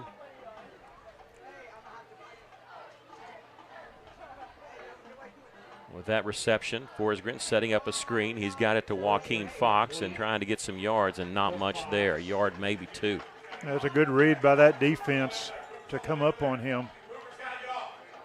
They got just a yard there to the 41, and they're trying to get some players off the field here, making some changes as Southside's going up-tempo here. 3 minutes, 8 seconds left to play here in the first half. Russellville leading by 17. 2 wide receivers to each side. Forsgren, hard count. Check with me. 14 seconds to snap. It gets the snap. He'll fake it to Fox, and boy, he had to pull it away from Fox in order to keep it. He gets to the 36 on the run. They both wanted to carry the football there. Well, if Fox would have kept it, I think we would have got him for a loss. Yeah, I think so too. But you know, running backs, they all want the football. 3rd down and 4 for Southside at our 36-yard line. 2:34 left in the first half. Trying to get Russellville to jump on the hard clap. Russellville does not move. Forsgren changing the play, looking at the sideline. 14 seconds to snap it. He'll keep it himself after the play action, takes a lick, and he gets very close to the first down. It's going to be close from where they started it on that far side, and they are going to give it to him. The Mavericks get 4 yards there on the carry by Forsgren. They're moving the ball down the field but eating up a lot of clock. The clock only stops to reset the chains, and it's already moving. Chain gang going quickly. They're experienced here. They have it at the 32, first down and 10, and our 32. 3 wide receivers to the right side, our closest side, Forsgren, checking that way. He's looking that way. Here comes a blitz from the outside. Hit as he throws, but it's complete to Zimmerman, who takes a lick, but he hangs on the football as he gets inside the 25 to the 23. Peyton Zimmerman, a pickup of 9 yards, and credit to him, he hung on to that football, and he took a shot. Second down and 1. They're going quickly here, 1:35, and the Cyclones going to call timeout. Peyton Zimmerman, 5 catches for 88 yards, but he earned every bit of that 9 yards there. You think he's any kin to Robert Zimmerman from Minnesota? Famous songwriter. Anybody know who Robert Zimmerman was? Probably the greatest songwriter of all time. You don't know who he is, do you? Now, he didn't write any songs for the 50s, did he? Maybe late 50s, early 60s. Changed his name to Bob Dylan. Bob Dylan. Robert Zimmerman from Minnesota. I doubt Peyton Zimmerman's any relation, but who knows? I know Travis Simpson, he's a big Robert Zimmerman fan. I thought you were going to tell me that Travis was kin to him. I think he'd like to be. Southside after that 9-yard pickup, looking at second down and 1, and I think this is a good timeout from Coach Wheeler. A lot of times what he'll do is he'll use those timeouts in the first half. He's not afraid to use it for a defense. And off the air this week, I actually talked to him a little bit about that. He says sometimes he says it starts just moving too fast, your head spinning. He says you just got to call a timeout, settle your defense down, say, okay, look, here's the situation. Saw him do that against Shiloh Christian and came back, got a turnover when they had entered our red zone. How about a turnover here? That would be good. Southside now back out. Cyclones on defense. Second down and 1. 2 receivers to each side. Forsgren back, looks right, looks back left. Got man-on-man coverage. It's going to be tipped and incomplete. I tell you what, that was thrown behind the play, but if he throws it on target, it's intercepted. Mosley there. Usually people don't throw at Mosley because he had a fantastic year last year. That was good coverage by Mosley. He threw up at right hand. I thought he was going to try to intercept it with one hand. I tell you, if it was thrown on target, Mosley been going the other direction. Third down and 1. Man in motion. They're going to hand it off to Fox. He's got the first down inside the 20. They enter the red zone as they'll have it at the 17-yard line. And now we'll see him stop the clock just briefly with 1:25. They give him the 17-yard line, 1:25 left, and they've already set it and started. First and 10 for the Mavericks. Forsgren back to pass. Throwing to the end zone. It's going to be jump ball and tipped down, and Mosley had a shot at that one. Southside had to play defense on that. That stops the clock here with 1:09 left. 20 times the opposing team has entered the red zone this season. Cyclones have won 6 of those 20 battles. Like to win one here. Second down and 10 for Forsgren. He'll hand it off to Fox. He's inside the 10, tackled at the 9. Clock continues to roll. Will Southside call a timeout, or are they going to hurry up? Looks like they're just going to hurry up. They put it down at the 9-yard line. They're going quickly, third down and 2, and now Russellville will call a timeout. And notice what Coach Wheeler did. He didn't call a timeout immediately. He let all that time roll off, let them get set, and then call timeout. Because Southside was trying to save their timeouts. Why? I don't know. They have 3. They're using up a lot of time there. But Russellville calling timeout, but making Southside use as much seconds as possible. It's third and 2 for Southside at the 9-yard line of Russellville. 52 seconds left. Cyclones now with 1 timeout remaining, and Southside with all 3. 24-7 our score. We'll have scores from around the state, around our conference especially. That Mountain Home Lake Hamilton game down though in Percy, Arkansas is a big one we're trying to keep an eye on. I know Greenwood was off to an immediate 14-0 lead early in the first quarter. The second quarter score, Greenwood leading Van Buren 42-7. They do that against everybody. Lake Hamilton was picked over Mountain Home by Hootens, but Mountain Home shutting the Wolves out 16-0. That's the second quarter score. We'll have some scores from around the Valley, too. Dardanelle leading 7-0 in their game. We're back to action here. 52 seconds left. Third down and 2. Forsgren for the Southside Mavericks. Ball on the left hash mark. He'll run the option, and he'll keep it himself. He's got the first down, and he's got the touchdown. Touchdown, Southside. On the second touchdown carry for Forsgren on the season, first one tonight. He carries this one in from 9 yards out, and it's now 24-13 Mavericks. You know, that's a good fake of the option. You know, I don't like hearing it, but, you know, when they changed the name to Mavericks, they had to get rid of Dixie, and their fight song is the Wabash Cannonball. That's kind of a cool fight song, I got to say, even though I don't want to hear it anymore tonight. The extra point by Rodrigo Hernandez is good. 24-14, 47 seconds left. We'll take a break. This is Cyclone Football on the EAB Sports Network.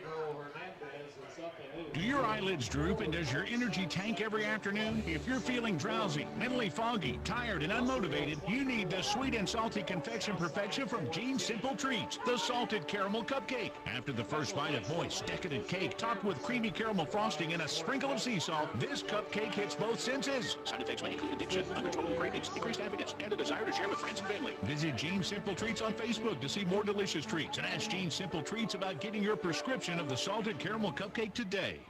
KCJC, Dardanelle, Russellville.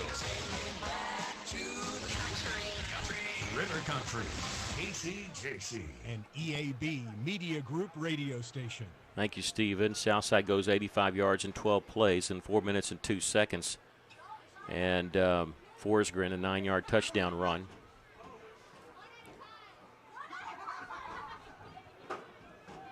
You know, that was a good drive by Southside. Give them credit. That was 70 yards. I don't know why I have 85 yards on the play. Here's the kick, scooted along the carpet. It's going to be picked up there by Sam Callahan at the 6-yard line. He's now to the 20, to the 25, and there's where he's going to be stopped. Comes a flag. I don't need this. Bring it out to the 25-yard line. Flag on the play.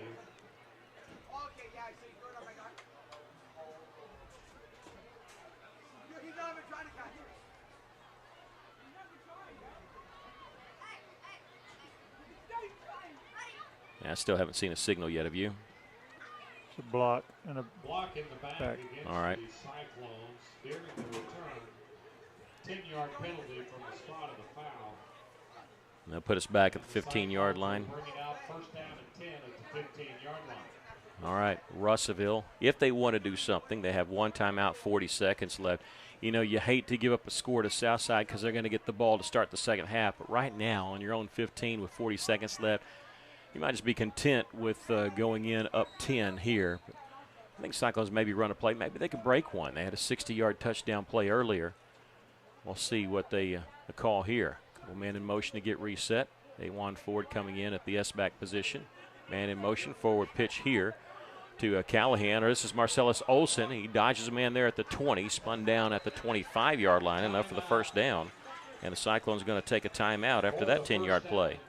Okay, no, they're not taking time. That's just to reset the chains. That's what it is as they get to the 26, 11 yards on the pickup. At the 26, play action. Jones, he's going to throw. He's got a man open. It's complete to Dajuan Ford. He's at the 50, at the 45-yard line. And Russellville now has reason to speed up as he gets to the 45-yard line, but a flag all the way back at the near the line of scrimmage, actually at the 36-yard line. We'll have to wait and see. It's going to wipe out a big play.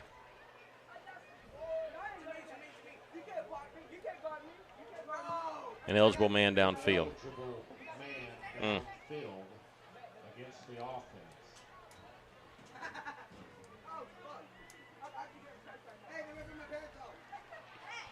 All right. So that puts us back. That erases the big play there. It's only a 5-yard penalty, but Feels like a lot more when you had a lot more riding on it like that. And so 1st and 15 with 19 seconds left here in the first half. Russellville leading 24-14. Daewon Ford just made that catch. Now moves over the right side, and Russellville just going to hand it off here. Ladarius Prince running right side, and he'll get to about the 25-yard line before his forward progress is stopped. And let's see, we got a timeout. They're trying to stop the clock. It stopped with 6 seconds left, but I think he was blowing his whistle sooner than that. And Southside's going to call timeout. Now they're using their timeouts? I mean, they're not going to get the ball back unless they strip it. I don't understand this. I don't understand that. Yeah. So, I mean, this is just second down. So, I mean, within 6 seconds, we're not going to they're not going to be able to get the ball back unless it's a turnover. I wondered if they was going to come over and put a couple extra seconds on the clock, but it doesn't look like they're going to. The Cyclones looking at 2nd and 10 after the Southside timeout. Just a weird time for a timeout. Prince now 7 carries for 21 yards as he picks up 5 on that one. Russellville leading 24-14, scoring a touchdown in the first quarter. They've only done that one time this year. The first quarter has been tough for Russellville. They score a lot more points in the second half than they do the first half, but they've gotten off to a pretty good start here. 7 points in the first, 17 in the second.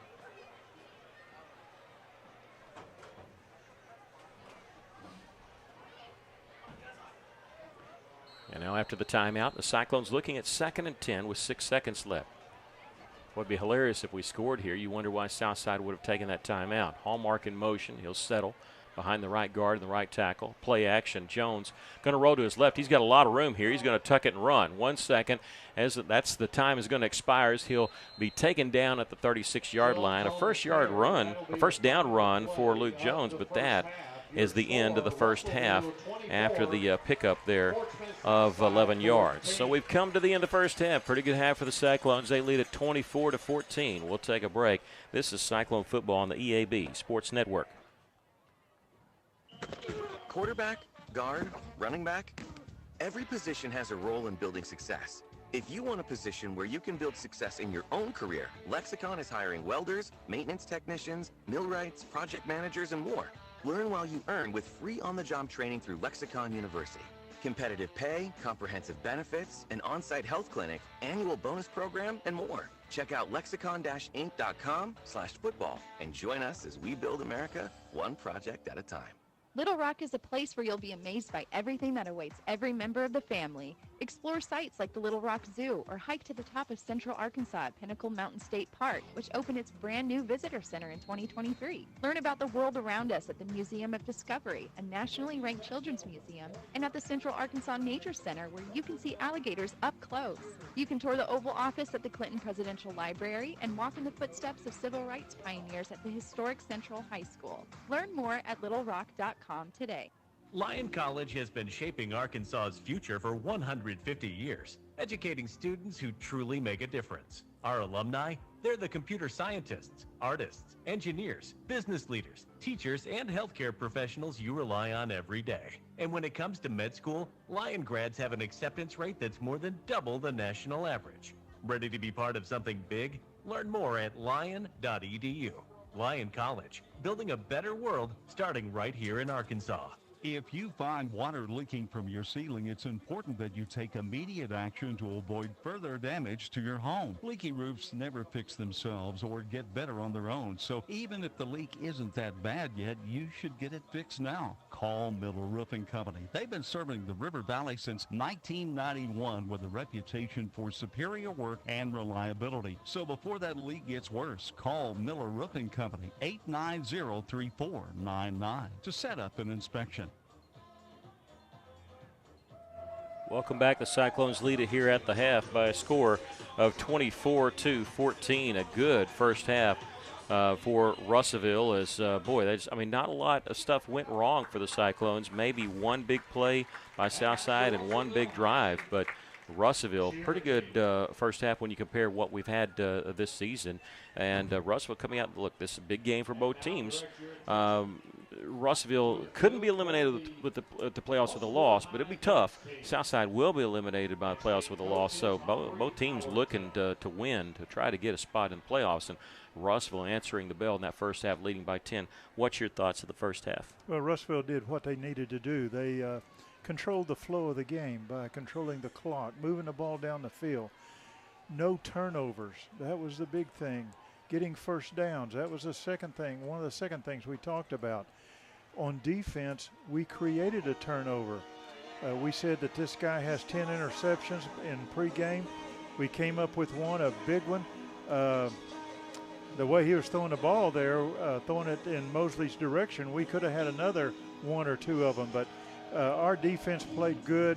Our offensive line is creating holes, just doing a great job. That's why I say they are in control of the flow of the game. They're moving the ball up and down the field, and that's what we need to do. Now, just as intense in the first half, we got to play very smart in the second half because Southside has a history of scoring lots of points in the second half.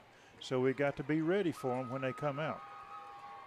Yeah, I mean, both teams are always going to be, looking at making adjustments, and you just wonder what kind of adjustments will they make here. Both teams looking at that. The Cyclones leading by 10 here at the half. We'll take a break. This is Cyclone Football on the EAB Sports Network. Celebrate with us at Phil Wright Auto Play as we mark our incredible 49-year anniversary. You don't want to miss out what we have going on during this great event. Huge discounts and savings on a great selection of Chevrolets, GMC, and pre-owned inventory. Whether you're in the market for a new car, truck, or an SUV, now's the perfect time to find your dream vehicle at the price you'll love. Come see us today and join in on the anniversary excitement. Serving the River Valley since 1975, exit 84, just off I-40, Russellville. At Right Fiber Internet, Right Fiber is what we do. We're the right choice for the right reasons. No contracts, no hidden fees, unlimited data, and free installation and Wi-Fi. Our 100% fiber is the best connection available, and it allows us to offer speeds up to 5 gig. Right Fiber, a great name for great internet. Check your availability today at rightfiber.com or give us a call at 833-71-RIGHT. Why trust River Valley Tinting and Glass? Well, River Valley Tinting and Glass is a family-owned business, and they take care of their customers like family too. So remember, your local auto, residential, and commercial glass and tinting company, River Valley Tinting and Glass. Check out their work on Facebook or call 890-5839 to get an estimate. Or you could always come by 2202 East 2nd Street to see all they can do for you. From a business you can trust, River Valley Tinting and Glass. At Kubota, we want to help you deliver a job done right. That's why we want you to know that the new Kubota inventory is arriving day late. You have work to do. We have the reliable, durable, and versatile lineup to help you do it. Visit River Valley Tractor today for all your equipment needs. Visit your local River Valley Tractor dealer or find a dealer near you at rivervalleytractor.com. Welcome back. The Cyclones lead at halftime, 24-14. Time for this week in Cyclone Country. A volleyball team for the Lady Cyclones lost last night at Siloam Springs, 3-1. That ends the regular season for high school volleyball. In tennis, coached by Isabel Luna and Bounty Belenko, Nesta Carrero made it to the quarterfinals overall. He had finished state runner-up in Class 5A. They allowed him to go to Searcy for the overall state, made it to the quarterfinals there where he lost 2-1. But congratulations to Nesta Carrero for that. In Cyclone Cross Country, the conference meet will be at Alma High School this coming week on Tuesday, October 29th. State will be Thursday, November the 7th. That'll be hosted on the infield there at Oaklawn. Susanna Manns in golf, who had finished second overall. She was number 1 in Class 5A, got invited to play at the Pro-Am at Pleasant Valley and this past week, and she played with the pro Matt Gogol in that, representing Lady Cyclone Golf. In junior high football, both the 8th and 9th grade team lost last night. The 9th grade team lost 33-20. It was closer than that. They were down by 7, and on the last play tried a Cal versus Stanford play there and the Cabot picked it off and ran it in for the score, but won that one 33-20. The 8th grade loss, they're shut out by Cabot North 20-0. The Whirlwinds, 8th and 9th grade, will host Greenbrier on Tuesday. Yeah, that's right, Tuesday. They'll play Tuesday night because they don't want to play on Halloween. So they'll play here at Cyclone Stadium on Tuesday, and then their last game for the regular season will be a week from Thursday. That'll be at Morrilton. So Tuesday will be the last home game for the Whirlwind team. That'll be here at Cyclone Stadium.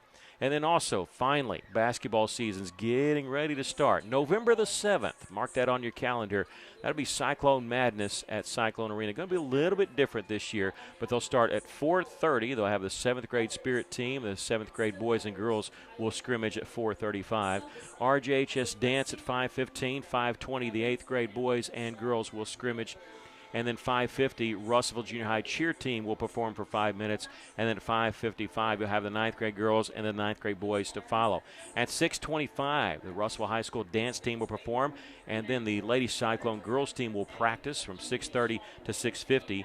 The high school cheer team will then take over to perform. And then at 6:55, the Cyclone varsity boys will practice. And that's not all. At 7:15, Cyclone Youth Basketball, and then at 7:25, what I'm excited about, the three-point shooting contest and a drawing there. That'll be at 7:25. So November 7th at Cyclone Arena from 4:30 on till, I don't know, probably 8 o'clock at night. We'll have some basketball excitement there at Cyclone Stadium. Both teams will be hosting Watson Chapel on November 12th. That's coming up before you know it. That's a look at Cyclone Country. We're going to take a break. Russellville leading here at the half, 24-14. We'll have a Cyclone history coming up after this. This is Cyclone football on the EAB Sports Network. Credit card interest rates can be scary. At R&R Tire Express, there is no interest. Plus, you get 6 months, same as cash. All you need is $13 to get started on a new set of tires, or $13 can get you started on select in-stock wheel and tire packages. It's so easy. A zombie can do it. No interest in 6 months, same as cash today at R&R on East Parkway Drive next to Starbucks in Russellville. Saracen Casino is Central Arkansas's closest place to play. And tomorrow evening, you could win Toyota's all-new First Edition Land Cruiser from Trotter Toyota. This new-look Land Cruiser is the perfect example of legendary styling, and it could be yours tomorrow night just for playing your favorite slot and table games at Saracen Casino. Take your chance at winning a First Edition Land Cruiser. Saracen Casino Resort, Vegas, Arkansas style. Gambling problem? Call 800-GAMBLER. From your first paycheck to your first home, starting your own business, or celebrating your retirement, we're here for all of life's important moments. At Simmons Bank, our modern banking solutions make managing your finances effortless and efficient, so you can focus on what matters most. Simmons Bank, proud supporter of the moments that matter. SimmonsBank.com, member FDIC, equal housing lender, all accounts subject to approval. Strength is measured not by the number of accounts. Strength is placing value on relationships. It's having the vision and the guts to invest in growth. It's the commitment to responsibly manage your money. At Stephens, we believe that our strengths build success, not only for us, but for our clients. Stephens, member NYSE, SIPC. Welcome back to Cyclones lead it here at the half, 24-14. We'll have stats coming up for you, also scores from around the conference and around the valley. But right now it's time for this moment in Cyclone history. We're going to go back not too far. It seems like not too far, but 2001, 23 years ago. The Cyclones finished 10-2 that season, but Russellville shocked number one Fort Smith Southside 37-19 in that game. They forced 8 turnovers. There were 3 defensive touchdowns by the Cyclone defense. The Cyclones had lost a 42-40 shootout at the beginning of the season to Morrilton, but rebounded under Coach Jeff Holt, beating Conway on a last-second field goal by Aaron Williams, 24-21. Then came the Southside win. Russellville, 8 turnovers. That followed up 6 more turnovers in a 22-19 win over Springdale. Russellville beat Bentonville 32-6, smoked them, so they beat the big 3. Southside, Springdale, and Bentonville. They won the conference. The season ended in the second round of the playoffs losing to El Dorado at El Dorado in the final seconds. Landon Leach that season threw for 3,239 yards and 27 touchdowns. There's a Hall of Famer there, another Hall of Famer, a guy named Tracy Steiger. He amassed over 1,400 total yards, scored 15 touchdowns, and he was just a sophomore that year. But that was back in 2001, Russellville defeating Southside, the Southside Rebels at the time, 37-19. 8 turnovers, that's a lot.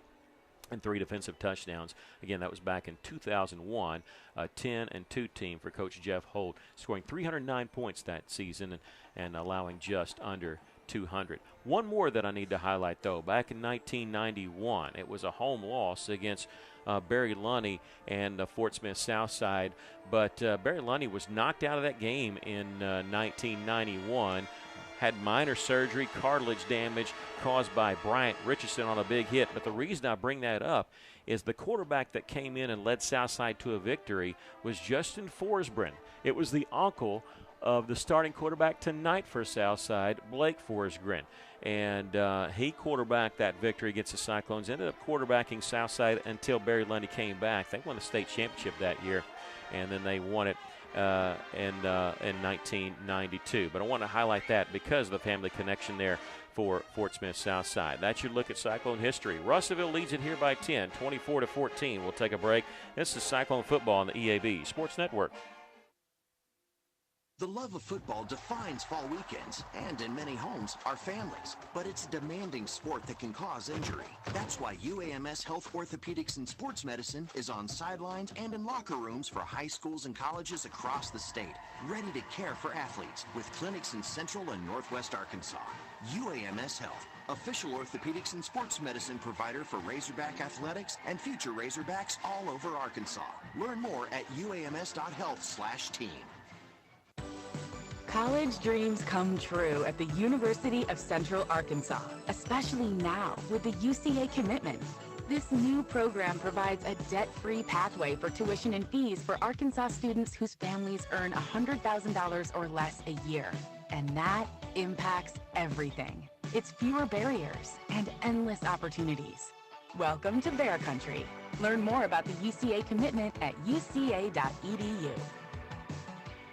Johnny Storian with a thought from Alathus Realty. With years of experience, knowledge, and a network of relationships, they ensure you'll get the most for your house. So when it comes time to put that property on the market or begin looking for that next dream home you have, don't delay. Call Brent Pruddy and the professionals at Alathus Realty Russellville, 968-5668, or check them out, russellvilleliving.com. What does it feel like to know it matters to others how you're doing? What's weighing on your mind? That you're happy right now, that your body's healthy, and that those around you are taken care of too. Arkansas Blue Cross and Blue Shield has been taking care of Arkansans for more than 75 years, providing health insurance and peace of mind. So you and the ones you love can live your best life your whole life long. Take good care, Arkansas. Welcome back. Time to take a look at our halftime statistics and scoring summaries, what we want to highlight first because so much scoring there in the first half.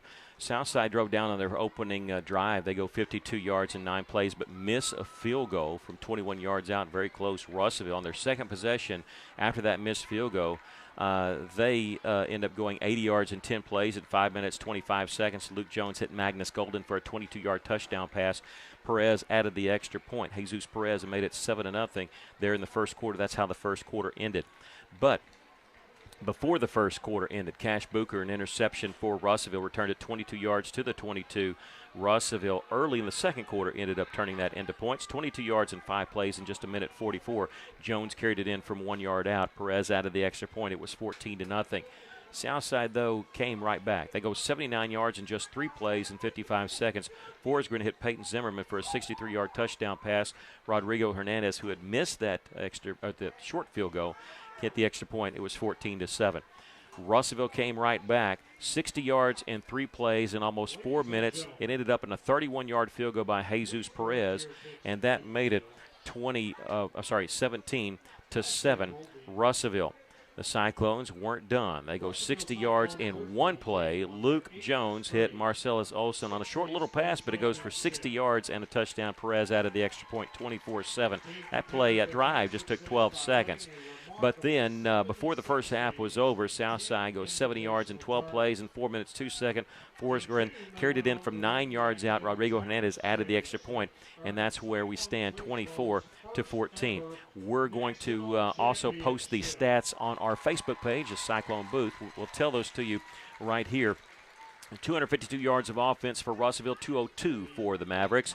For Russellville, Luke Jones had a great first half, 13 of 16, near perfect, 189 yards and 2 touchdowns. His favorite receiving target, well, he spread it around a little bit, but Olsen did have 4 catches for 95 yards and a touchdown. Magnus Golden had a catch for 22. Julius Thompson, though, 3 catches for 24 yards. Running the football, Luke Jones, 6 carries for 29 yards and a touchdown. Ladarius Prince, 7 carries for 21 yards. For the Mavericks, Blake Forsgren did have that interception, but he also had a touchdown pass. 9 of 17 for 136. Running the football, Joaquin Fox, 6 carries for 36 yards, but Blake Forsgren actually has the most yards. Oh, he has a touchdown there, 5 for 30. Receiving, Peyton Zimmerman. He's been all over the place. 5 catches for 88 yards and a touchdown. Joaquin Fox out of the backfield, 2 catches for 28 yards for Southside. Russellville did not turn the ball over the first half. Southside did have 1 turnover. Time of possession never does matter to Coach Wheeler. Russellville has a 5-minute lead. He always says it's the total play. Cyclones with 6 more plays than the Mavericks, 34-28. Russellville was penalized 5 times for 39 yards, 2 for 15 for the Mavericks. Russellville 2 of 5 on third down conversions. They went for 1 fourth down and they converted it. The Mavericks 4 of 6 on third down conversions. They did not attempt a 4th down. We'll post all this on our Facebook page, but that is a look at your halftime statistics. We'll take a break, come back with more. Russellville leading it here, 24-14. This is Cyclone Football on the EAB Sports Network. Children grow up so fast, but it takes just a moment to plan for their future and their education. Start saving for your child or grandchild today with the Arkansas Brighter Future 529 plan. It's a new name, but the same great way to grow education savings. From pre-K to college or trade school, visit brighterfuturedirect529.com. To learn more about the Arkansas 529 plan, its investments, objectives, risk, and cost, read the official statement available at brighterfuturedirect529.com, paid for by the Arkansas Brighter Future Fund Committee. Now is a great time to get out and experience an outdoor adventure in the Arkansas Delta Byways region. From hiking to biking to water adventures, we've got them all. Bike, jog, or stroll across the Big River Crossing, the longest public pedestrian bridge across the Mississippi River.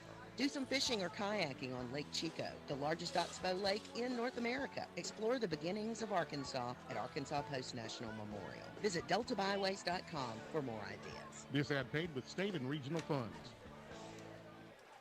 We all have our traditions, from Friday night lights to Saturday morning hunts. These are the traditions we pass down to the next generation. And we might have hung up our cleats a long time ago, but come tomorrow morning, we can still put on our camo and hunter orange, because some traditions last a lifetime. Get your hunting license and enjoy a season of memories, both on the field and in the woods. This message is brought to you by the Arkansas Game and Fish Commission. Hunt natural. Whether marching in the band, cheering from the sidelines, or running plays on the gridiron, teamwork is essential. High school sports teach students teamwork both on and off the field. I'm Congressman Bruce Westerman. I approve this message to say thank you to the coaches and teachers who are preparing the next generation to be team players, and best wishes to all student athletes learning to be teammates in the game of life. Paid for by Westerman for Congress. Welcome back. We're at the half. Welcome back, Hawk fans, for more scratching action. Sorry about that, Stephen. If I was talking, that was my fault. I stepped on your toes. Stephen Berry, our engineer. Sorry, that was totally my fault. I was kind of eager to give some scores here, so that's all I was going to do. Mountain Home in the third quarter. They've already started third quarter. In fact, they're halfway through the third quarter, and they lead it over Lake Hamilton 23-0. Predicted to lose by Hootens. I know what they're talking about. I thought Mountain Home's. I still think they're the third best team in our conference behind Shiloh Christian and Greenwood. They get Greenwood in the very last week of the season. Greenwood all over Van Buren 42-7, but that's a late second quarter score. Mena leading Dover in the first half 7-0. Dardanelle up on Ozark in the first half 7-0.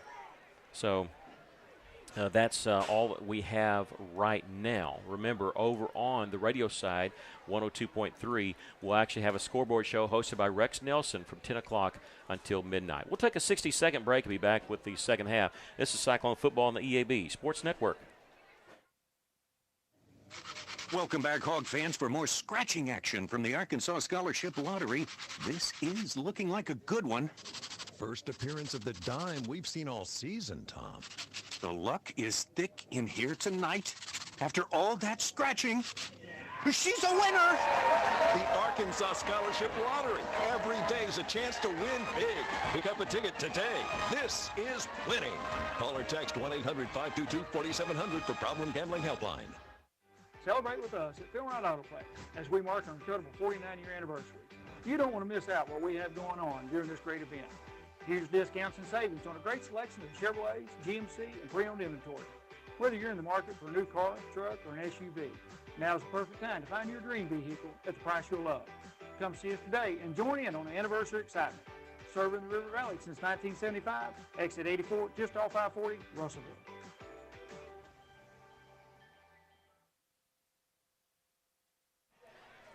(24-14), getting ready to start the second half.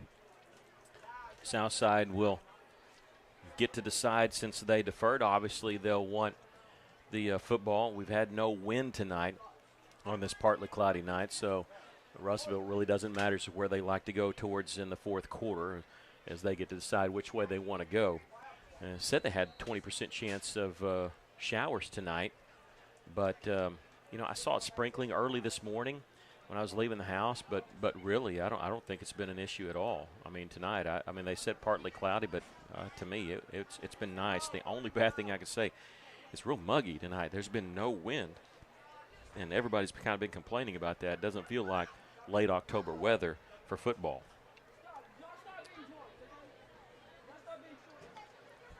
All right, would usually do 3 more minutes, but they did not this time, and so I think Southside was kind of expecting that. The officials, though, had called them out there to make sure they knew, hey, you're getting the ball. We got to officially do this and all that. So we're ready to go for the second half. Jesus Perez will kick off. Russellville has done the little pooch kick almost every single time, except the only last time when they had that penalty where they had to kick off in the 25, they end up kicking it deep. And I mean, look, if you have a 15-yard penalty kicking from your own 25-yard line and the other team ends up starting at a 30, that was kind of a win for the Cyclones, even though they did have a 70-yard drive on that. Cyclones, though, leading by 10. And Perez will want to put it on the right hash mark this time. Jesus, kicker, wide receiver, he's also on the Cyclone soccer team. He'll kick off. Another pooch kick there. Will they call for the fair catch? They do not. At the 28-yard line. Return this one across the 35-40, and that's where they'll be brought down at about the 41-yard line. And the Mavericks bring the kickoff back out to the 40-yard line. Maddox Perez on the return. 56 Bartlett was on the stop. Good coverage by that kicking team. Now this is their best starting field position tonight, though, at their own 40-yard line. Officially 18 yards on the return. The Mavericks with 3 receivers to the right, 1 to the left for Blake Forsgren. Only 1 bad throw for Forsgren, but he really hadn't set the world on fire with the exception of that 1 pass. He's going to go deep here, and this one's up for grabs. It's tipped and incomplete. Good coverage that time by Matthew Mergill as they were going to Wilson Key. And it was man-on-man coverage, and that was a jump ball. That's good coverage. He stayed right with the receiver. Well, Wilson Key has quarterbacked him twice in 2 games this year against Lake Hamilton and Van Buren. Other than that, when they played Shiloh Christian, he had 7 catches for 114 yards, actually 3 touchdowns against Fourth Mid Northside in their opening game at wide receiver. Forsgren back to pass, throws across the middle. It's complete there to Zimmerman, and he's going to be stopped a yard shy of the first down. Zimmerman on the reception. Right at the actually 48-yard line officially, but it's about a yard and a half shy of the first down. And I'm still surprised they played Jaden Webb the whole game at wide receiver, even though he came in this game as their leading rusher. It's going to be Fox on the carry. He's got the first down into Cyclone territory at the 46. I saw one of his hands go up. I thought he might have fumbled the ball, but I guess he's just bracing himself to go down. Pickup of 6 yards, 7 carries for 42 for Joaquin Fox. They have it at our 46-yard line. And Fox will motion out of the backfield. Forsgren looking. He's got the bubble screen here set for Peyton Zimmerman, and he gets to the 40-yard line of Russellville. A pickup of 6 on the play. They had faked left, came back right, had that set up with blockers in front of him. I guess we could say we're kind of fortunate that they only got 6 yards out of the play. Early going here, third quarter, the Cyclones leading by 10, but Southside scored on their last drive before the first half. They're trying to score on the first drive of the second half. It's thrown across the middle, complete to Zimmerman once again, inside the 30 to the 27. That guy's getting open. And we're double covering him, but he's still finding a way to get open. They mark him at the 28-yard line. They're going quickly after the 12-yard pickup. Forsgren looking left, now throwing on the slant. It's complete at the 15, the 10, and taken down is Joseph Kincannon. I believe that's his first catch tonight. And they're going quickly as they have it first and goal from the 6-yard line. It is the first catch for Kincannon. It goes for 22 yards. First and goal from the 6-yard line. They'll hand it off to Fox, running left side. No, the quarterback pulls it. He's going to wish he handed it off. He's going to lose 3 yards back to the 9. Oh, that's a good read by that defense. Second and goal. Russellville pushing him back by Hallmark to the 9-yard line. No gain. Second down and goal. No gain. Loss of 2 on the play. Officially, they're going to put it at the 8. And now Southside's going to slow up just a bit. 16 seconds to snap it. Forsgren out of the shotgun. Looking right. He's going to throw for the end zone. It's complete for the touchdown to Wilson Key. Forsgren complete to Key. Touchdown, Southside. That's his 6th receiving touchdown of the season. And just like that, they made that one look easy, that drive, as they go 60 yards and put it in the end zone. They're going for 2? No, they're not. I thought they was going for 2. Make it 24 to 20, 9:32 left to play. They are going for 2. Yeah, they are. They're going to put it in the middle here, down by 4. And you wonder maybe their kicker's hurt because this is not a spot where you go for 2, but they're going to do it anyway. Forsgren rolling to his right, throwing for the pylon, and juggled and incomplete. Zimmerman caught it, but he juggled it and could not get 1 foot down. And so the 2-point play is no good. However, they do score 6, 24-20. We'll take a break. This is Cyclone Football on the EAB Sports Network. Since 1957, Arkansas Capital has been empowering entrepreneurs, helping businesses thrive, watching communities prosper, and making dreams become reality. Arkansas Capital is a beacon of hope for businesses seeking a fresh start or growth capital by providing a variety of financing solutions. But Arkansas Capital isn't just a financing corporation. We're your partners in growth. Put our 145 years of combined experience to work for you. With over $500 million in loans to facilitate projects, Arkansas Capital is dedicated to your success. Learn more at arcapital.com. That's arcapital.com.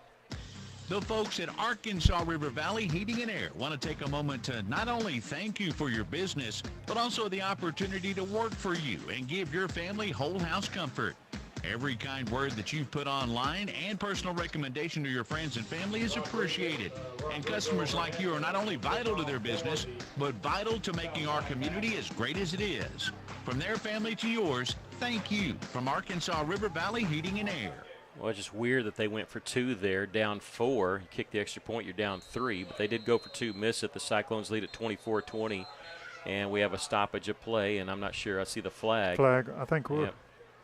And we're lined up off sides. I think we lined up off sides. Well, you get across the 50, it's automatically a penalty. 5-yard penalty. We were expecting an onside kick. And the Mavericks will kick off from the 45. Yeah, that's where the Mavericks will kick off now, from the 45-yard line. Callahan and Prince was back, and now Prince stays back. Callahan comes up. We're expecting an onside here. We've got 10 guys within the first 6 yards that were allowed. And they are going to kick the onside kick, and Russellville will cover it at the 42.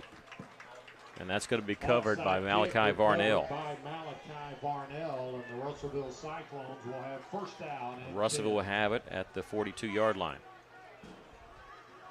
Smart move by Varnell, just to get the ball and just lay down on it. Well, after we were kind of expecting it, I'm really surprised that they went ahead and tried the onside kick. But Russellville with excellent field position here, starting at our own 42. After back-to-back touchdown drives by the Mavericks, in essence, and last drive of the first half, first drive of the second half. Luke Jones with 2 backs in front of him. 2 wide receivers to his left, man in motion. He'll hand it off here. And this is Dajuan Ford, who was tripped up by the turf monster at the 26-yard line. That was Marcellus Olson actually on that carry. And they'll give him the 46-yard line, so pick up a 4 on the play. Olson now 4 carries for 12 yards. 3 receivers to the right, none to the left. Hallmark will be a tight end over here on this left side. Clock rolling, nearing the 9-minute mark here in the third quarter. Russellville leading at 24-20. They'll turn to hand the ball off to Prince, and not much going there. He is going to get back the line of scrimmage, and that'll be it. So bring up third down and 6. Seems like Russellville's greatest success has been to the outside if we can get it out there, but a couple of times we've been able to find a hole there up the middle, but it was tough on that one. No gain. Third down and 6. No gain. It'll be 3rd and 6. The Cyclones need the 48-yard line of the Mavericks. Done a good job tonight. I think I've only called them Rebels accidentally once.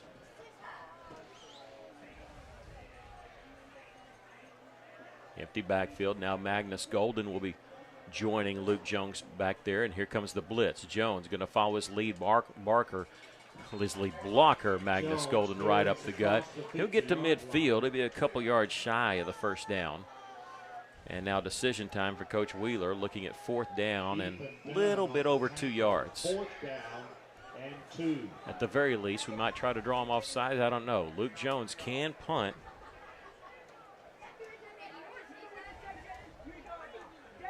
He's got 10 punts on the season, 34-yard average. Maybe try to draw him off sides, come back, pooch kick it. He's in the shotgun, 5 yards behind the line. Man in motion, Russellville's going for it. Jones going to keep it himself, and he's very close to a first down. It's close. Both teams signaling that they have it. I don't know. Timeout for measurement. The ball, the nose of the ball is touching the 48. I think we need it a little bit further than that. No, they're going to call it a first down. Woo. I'm surprised they didn't ask for a measurement. I think Southside's coaching staff's asking about that, and I understand. It is touching the 48-yard line. So the Cyclones going for it on 4th down. They do that a lot this year. That's the 28th time, counting the 2 tonight. Cyclones have a better than 55% average on getting 4th downs. 4 seconds on the play clock. Cyclones have to go quick. Jones at play action. He's going to throw, and it's going to be intercepted at the 37-yard line. Across midfield on the return, the 45 inside the 45 to the 41-yard line.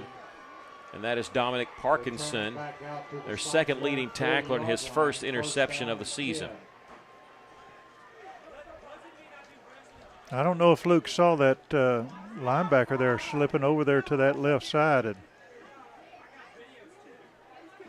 He returns it all the way to the Cyclone 42-yard line, 21 yards on the return. The Cyclones have had issues with turnovers this year. They played error-free in the first half, but turned the ball over here on the first drive of the second half. And leading by 4, they need the defense to step up at the 42-yard line, south side, throwing it's incomplete. That was well underthrown, and Russellville almost returned the favor with an interception of their own. Yeah, it was Cash Booker. Yeah, he's already got 1 tonight. Close to it. Well, Cyclones really just keying on Zimmerman there. They had double coverage on him. They still tried to throw it. I'm sorry, that was going to Webb. That was 15. I made that mistake. Tell you what, the baby blue numbers on the white uniforms, 15 and 16, look a lot alike. 2nd down and 10 for the Cyclones.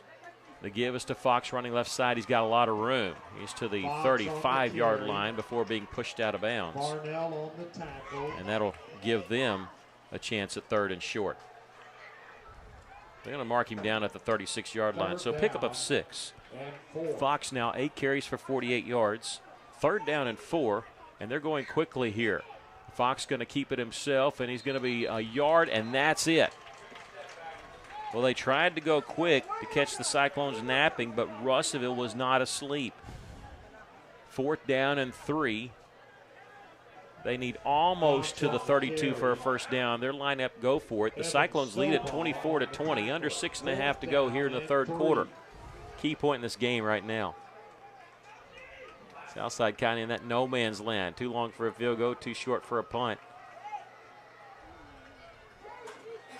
See if they do a hard count. No, they're going straight for it. Forsgren back to pass, throwing. Defender fell down. They catch it. Zimmerman, he's going to go all the way for the touchdown. Just check that. That was Jaden Webb. The defender just fell down for the Cyclones. Bad time for that to happen. They convert on the 4th down. They go 35 yards for the touchdown. That makes it 26-24. Boy, it's a tough time for that. It is. And see, here's why I don't understand why they went for 2. They'd be up by 3 right now, and the extra point would put them up 4. I think they looked at the wrong chart because their kicker's out there. He wasn't hurt. Hernandez's extra point is good. 27-24, 6:01 left to play here in the 3rd. We'll take a break. Cyclones trailing. This is Cyclone football on the EAB Sports Network. Location. It's about discovering your purpose, exploring your passions on a campus that feels like home. At A-State, you can achieve at the highest levels, form lasting relationships, and support the Red Wolves, both on campus and in the wild. Whether you're into research, the arts, healthcare, or maybe something else, there's a place for you at Arkansas State University. Find your place in the pack. Visit astate.edu to learn more. Well, Russellville turned an interception into points. Southside returns the favor here on their 2nd drive of the 2nd half. They've got 3 consecutive drives for touchdowns here, and they have taken the lead. That drive, they go 42 yards in 4 plays in 55 seconds. Forsgren hit Jaden Webb for a 35-yard touchdown pass. The extra point attempt was good by Rodrigo Hernandez, and I tell you, they went for it on 4th down. That didn't surprise me. What did surprise me, they went for 2 on the previous touchdown. And again, they'd be up by 4 right now if they had not done that. But we're glad they did. It's only a 3-point lead, but it is a lead nonetheless for the Mavericks in their first lead tonight, 27-24. And surprise onside kick, and they're going to cover it. They're going to cover at the 49-yard line. And the onside kick is recovered by Southside, Rodrigo Hernandez. Rodrigo Hernandez, the kicker, recovers it. Yeah, he kicked it and ran right along with it, and just when it went 10 yards, he fell on it. We said at halftime you have to watch Southside. They have a history of scoring lots of points in the 2nd half, and we're starting to see that. We need to score and then shut them down. Well, the Cyclones there, and what happened was Russellville, you can be 10 yards from the kickoff. They backed up a little bit as he was running up. It was a good fake by Hernandez, and the Cyclones reeling a little bit with their 2nd turnover of the game. That does count as a turnover. And, boy, we'll see what they do on 1st down here. They're going to hand it off to Fox. He'll run it inside the 45 of Russellville. Good 1st down carry. We may see a lot of Fox in this 2nd half. He's he's running for 4 or 5 yards every time he touches the ball. They got 5 yards on that carry there. And 2nd down and 5 at the Cyclone 44. And they snap it. The quarterback wasn't ready. Forsgren now backpedaling. He's looking to throw. He's got a man wide open downfield. He misses him. Underneath route, complete to the 35. That's Zimmerman as he gets inside the 20. Boy, he had Webb open behind everybody, but he was just running for his life there. He completes the pass and a big play after a bad snap. Almost like they weren't ready for that. It goes for 25 yards. And they have it at the Cyclone 19-yard line. Russellville just kind of on their heels right now. They kind of know what hit them, and I understand. We're kind of wondering the same thing. 3 wide receivers to the left, short side of the field's the right side, and Forsgren's going to hand it off to Fox. He'll get a yard to the 18. Running behind that left side there. That's kind of been the replay. The Fox will run to the left. The quarterback, if he keeps it, will run directly up the middle. It's been the same replay each time. That time, though, he handed it off. It goes for 1 yard. Yeah, number 55, Peters, is the one who made the stop. 2nd down and 9 for Southside Mavericks. Man in motion. That is Zimmerman. Forsgren looking left. He's going to throw across the middle. It's complete. Zimmerman there, I think, underneath route. Caught it at the 4-yard line. They have it 1st down. Slow to get up. That is actually Kincannon. He catches it, and he has it 1st down and goal from the 4-yard line. Southside going quickly. Forsgren wanted to hand it off. He ends up having to keep it, and he's slung down back at the 8. They're going to give him forward progress to the 6, but it's still a loss of 2 on the play. I believe that was number 6, Haney, who had a hold of him. When they go fast, it really doesn't help them. It helps us, and I'm thankful for that. They have it 2nd down and goal from the 6-yard line after the big pass play to Kincannon to get inside the 5. 2nd down, Cyclones trailing by 3. Need a stop here. Forsgren rolling to his right, being chased. He's going to heave it for the end zone. It's up for grabs, tipped and incomplete. Boy, we had 2 chances at that one. I can't believe quarterback rolling to his right there. He threw across his body, which is a big no-no, and then towards the middle of the end zone, which you really don't do. And, boy, they're fortunate that we didn't pick that one off. That would have been a game changer. We'd have had the ball at the 20, but we do have an eligible receiver downfield, and we'll see if they want to take the 5-yard penalty. We do, so that negates the play. Gives them an extra down, but it pushes them back 5 yards, and right now we need all the yardage we can get. So it'll still be 2nd and goal, but it'll be back at the 11-yard line. That's just the 3rd penalty called on the Mavericks for 20 yards.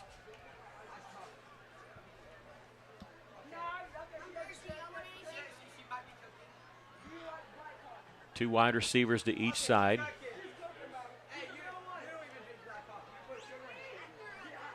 And they haven't even started the play clock yet because the man in the white hat was coming over to talk to the Cyclone coaches, and both teams were lining up to get ready. And now we have a flag on Russellville. Russellville has chosen to decline. Oh, they chose to decline. Okay, that's why they pulled the flag back out. Well, I didn't want to second-guess Coach Wheeler, but I wondered about that. I thought, well, it would be 3rd down and goal. But I knew we needed yards, so yeah. Coach Wheeler called him over, says, hey, we'll decline that penalty. 3rd and goal from the 6-yard line. Forsgren back to pass, looking left the whole way. Now he throws underneath route, nobody there. Nobody home. Incomplete pass there. And that'll bring up 4th and goal. This is a huge stop for the defense no matter what happens here unless they go for it. They're going to go for it, aren't they? Yes, they are. That'd be a 23-yard field goal here, just 3 yards more than a extra point. And I don't see the kicker.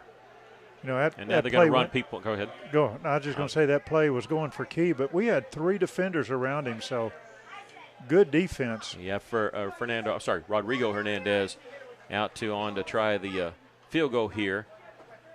Not on the hash, but favors the left side. It's 23 yards on the attempt. And it's away, it's long enough, and it's good. So you got to feel kind of good about that when they have 1st and goal from the 4-yard line, but they do get 3 out of it. 30-24, the Mavericks lead with 3:33 left to play in the 3rd. We'll take a break. This is Cyclone Football on the EAB Sports Network. Your business is up against a lot of things these days. Inflation cost, workforce issues, federal overreach. The list of things keeping you up at night keeps getting longer. The Arkansas State Chamber Associated Industries of Arkansas is here to help. We are constantly working to improve the business climate and make Arkansas as competitive as possible. The Arkansas State Chamber Associated Industries of Arkansas works tirelessly for your business so you can rest easy. Join us today. KCJC Dardanelle, Russellville. River Country. KCJC. An EAB Media Group radio station. Southside recovers the surprise onside kick. They go 43 yards in 8 plays in 2 minutes and 28 seconds. Russellville stopped them in the red zone, but they do kick the field goal. 23 yards, Rodrigo Hernandez, and they lead it 30-24. Think they'll go for it again? Yeah, I don't know. Back-to-back turnovers by the Cyclones have yielded points on every drive for Southside this half and the last one. They do pooch this one. It's going to be a live ball, and do they cover it? It goes out of bounds. It goes out of bounds. Kick rolls out of bounds. Penalty on the play. So the Cyclones will have it. It goes out of bounds at the 36-yard line. I think what happens is it goes out at the 36, and so it's a 5-yard penalty from there. So we should have it at the 41.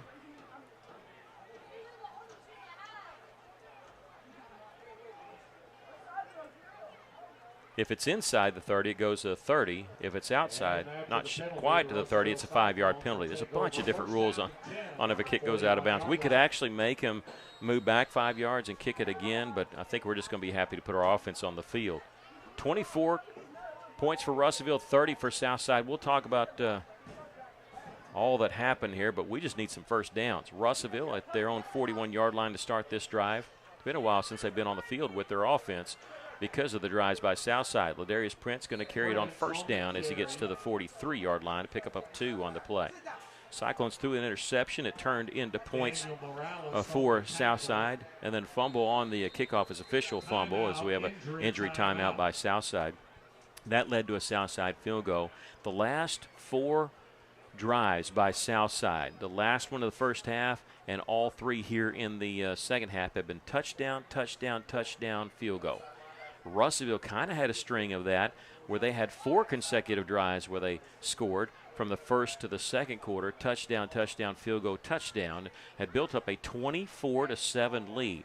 But since then, it's been all Southside. They've scored 23 consecutive points, and you wonder if it's going to come back and haunt them at any point that they decided to go for 2 on a weird situation. They had score a touchdown to cut it to 24-20. Instead of kicking the extra point, they went for 2 and failed on that. And you just wonder, because if they would have kicked that extra point, they'd be up by 7 right now. And I hope that comes back to haunt them. As it looks like it's a cramp by a Southside player. I think it's number 9, Aiden Johnson, their safety.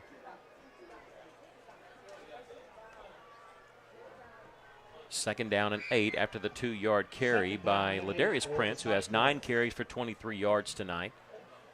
Cyclones running on Jesus Perez to be the wide receiver on that right side. Prince still the running back. He'll get it, trying to bounce it out right side. He slips a tackle there and get back officially to the line of scrimmage, but that could have been a 2-yard loss. Ladarius a good job to make it no gain, and it'll be 3rd down and 8 for Russellville. The Cyclones will be back here at home next week for senior night as they host Siloam Springs, last regular season football game here at Cyclone Stadium. 3rd down and 8. Jones a hard count. 3rd down and 9. Jones back to pass, looking left the whole way, throwing underneath. What a catch there by Marcellus Olson. He's going to be shy of the first down, but fantastic catch. Caught that one with his hands as he gets to the 48-yard line. He'll be about 3 yards shy in decision time once again. He's gotten 100 yards tonight on 5 catches. We're substituting about 3 players. Don't know if we're going to punt or... Well, 4th and 3 is what it is. Russellville needs just inside the 50, not quite the 49-yard line, maybe right at it. It's very close there at being 3 yards, and 8 seconds on the play clock, and Coach Wheeler wants to think about it. He doesn't want to rush into a decision. He's going to take a timeout. We'll take a quick break. A minute 48 left to play here in the 3rd. Russellville trailing by 6 and looking at 4th down. This is Cyclone football on the EAB Sports Network. As a partnership with the Russellville School District, Arkansas Tech University invites you to attend the Wonder Boys football game at Thone Stadium on October 26th. Beginning at 11 a.m., join us for Kids Fest, tailgating, and the most exciting pregame performance from our Spirit Squads and ATU's Band of Distinction. Wear your RSD Partners in Education t-shirt to get into the game for free. Students 12 and under are also free. We will see you on October 26th to cheer on the Wonder Boys with kickoff at 2 p.m. Fight on. Russellville decision time, and you wonder if the Cyclones wanted to think about the decision or just think about what play to run here. Looking at 4th down and 3, trailing 30-24.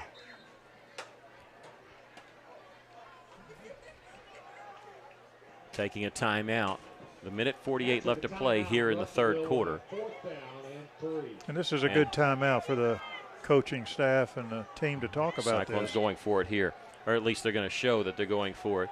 Jones could always drop back and pooch kick it. Got everybody in tight. 4th down and 3. Man in motion is Olsen. Forward pitch there. This is what they scored on, and he plows forward to get the first down into Southside territory at the 47. Officially a pass. Didn't quite go for 60 yards, but hey, all we needed was 3, and we got 4. Sorry, 5 yards. You're right. At 5 yards, and Russellville gets the first down. 3 of 3 on 4th down conversions tonight. Ball's on the left hash mark. They'll get new life now. 90 seconds left to play in the third. Russellville trailing by 6. Jones out of the shotgun. We'll get it off to Prince, and he'll get a tough yard running on that left side. It's been tough up the middle against this defense. They have really been keying on the running game up the middle, but the Cyclones are making some yards there. He gets 1 there. The Cyclones 25 carries for 76 yards as a team. They have 199 yards through the air tonight for 275 total. Ladarius now 11 carries for 24 yards. He's tried to break it outside. Just boy, their pursuit is unbelievable. 3 wide receivers to the right on 2nd down and long. They'll throw a screen pass complete to Olsen on that right side, and he's going to lose a yard on the play back to the 47. Pass complete for no Good gain. pursuit that time. Well, they have out there Ethan Dunn, their outside linebacker. He's their leading tackler with 12 tackles for a loss, and he's got 67 tackles on the season, 4 sacks, a fumble recovery on the season. He's really good. They'll give him no gain on that play. Jones 16 of 20 for 199 yards still. 2 touchdowns, 1 interception.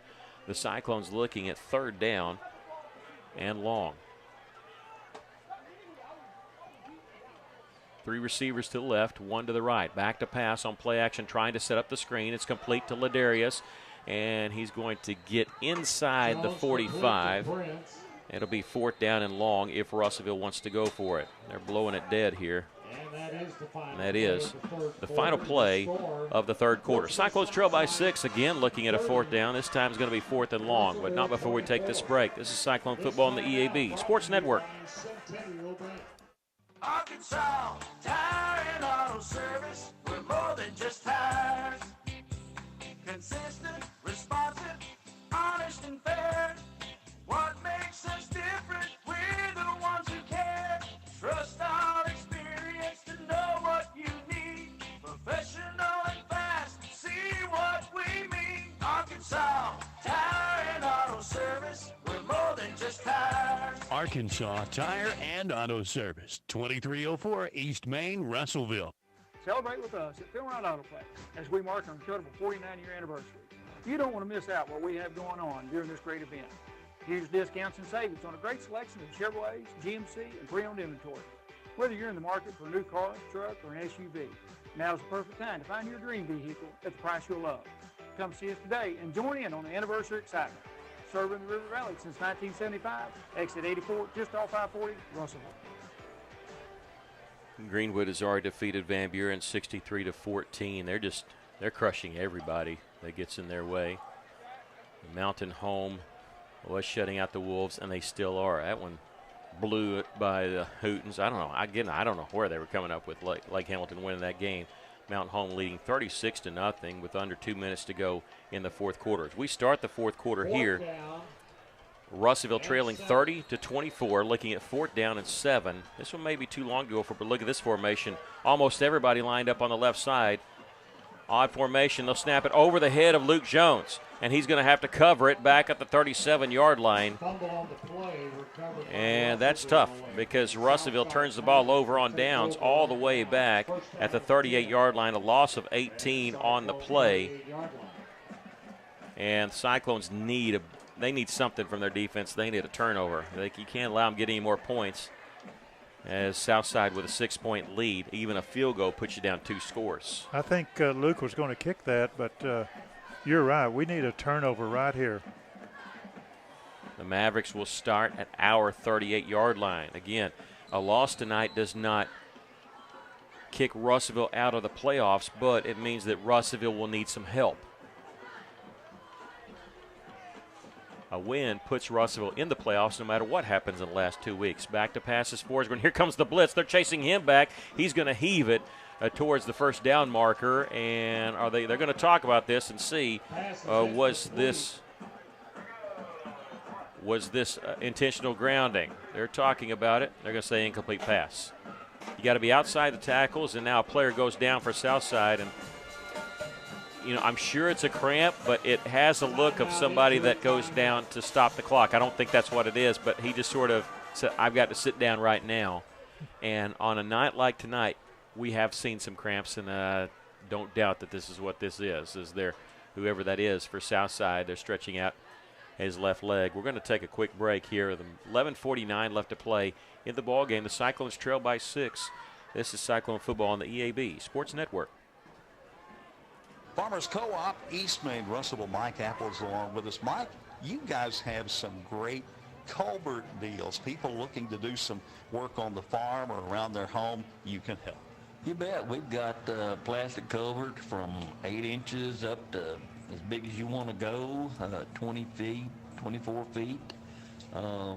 Got good prices on them. You ought to check us out. Remember the Co-op in Russellville, East Main, and don't forget their Danville location. Second down and 10 for the Mavericks at the Cyclone 38-yard line. 11:49 left to play in the ball game. Russellville trailing 30-24. It's been 23 unanswered points by the Mavericks tonight. How about an interception? We've intercepted Blake Forsgren once tonight. He has 11 interceptions on the season. How about, let's go get number 12. Forsgren back to pass. Here comes the blitz. He's going to throw it deep, man-on-man coverage, and it goes through the hands of Ken Cannon. Really good coverage. Was going to take a perfect throw. Was that Miragel out there? Good coverage out there. Yeah, I couldn't tell who was on coverage. I think it was Matthew Miragel, number 2. It'll bring up third down and 10. Stops the clock with 11:44. And now whistle stopping play and a timeout Russellville. Coach Wheeler obviously saw something he didn't like. Russellville only had 10 men on the field. That's what it was. Russellville hates to use a timeout in that situation, but you can't play with 10 guys. And so miscommunication down there cost Russellville a timeout, but again, you want to stop them here, and you got a good chance on third down and 10. You just hope that one doesn't come back to bite us. Blake Forsgren on that last incompletion, 17 of 31 for 266. 3 touchdown passes tonight. Does have the 1 interception picked off by Cash Booker.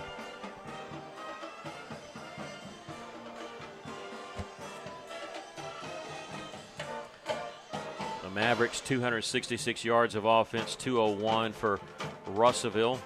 I'm sorry, that's passing yards. Looking at total yards, 347 for the Mavericks, 259 for the Cyclones.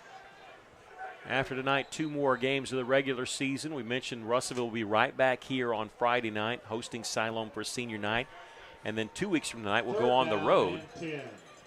Garland County taking on Lake Hamilton at Percy, Arkansas. 3rd and 10 for the Mavericks.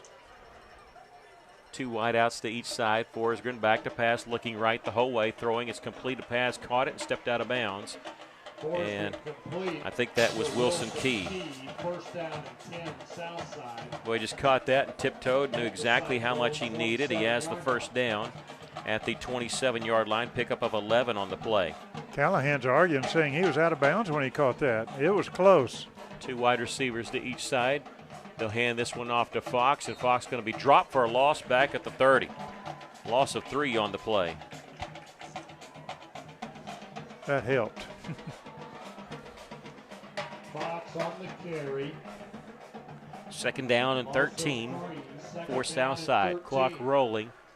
11:20 left, but Russellville trailing by 6, needing a stop in the worst way. Forsgren back to pass, looking right, underneath. It's complete or incomplete? I can't tell. Incomplete. They come running in. Cyclones' Malachi Varnell came in, tried to make a bid on interception, but it goes incomplete. They were going for Peyton Zimmerman there. Makes it 3rd and 13.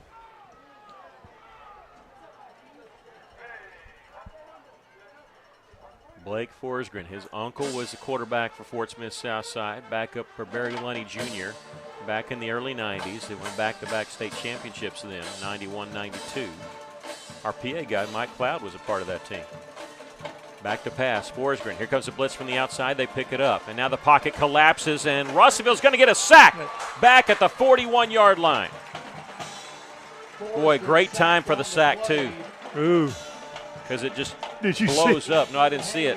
They threw him back to the 45, but they say forward progress. They're going to give him all the way back to the 40, so but still loss of 10 on the play. Quarterback threw the ball very hard at the white hat, and the white hat still staring down at him. Well, you know, if they don't even get any yards, you wonder if they're going to go for it on 4th and 13, but they're not going to go for it on 4th and 23, so that was huge. Jaden Webb will punt it away for Southside.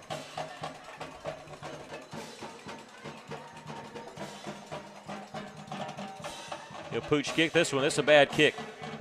It's going to go out of bounds and going to be down. Like I say, it goes out of bounds. Boy, they give him a good spot, but still the 22-yard line, an 18-yard punt. Tried to pooch kick it. He's down 7 inside the 20 this season.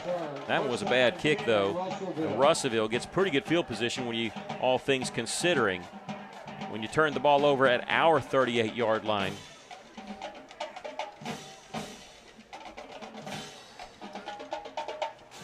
Going for it on the bad snap, remember. The Cyclones get the ball back. So the defense did their job. Didn't get the turnover, but hey, you did your job. Russellville takes over at their own 22-yard line. 10 minutes left. Trailing by 6. Hand off Ladarius Prince. They grabbed his face mask.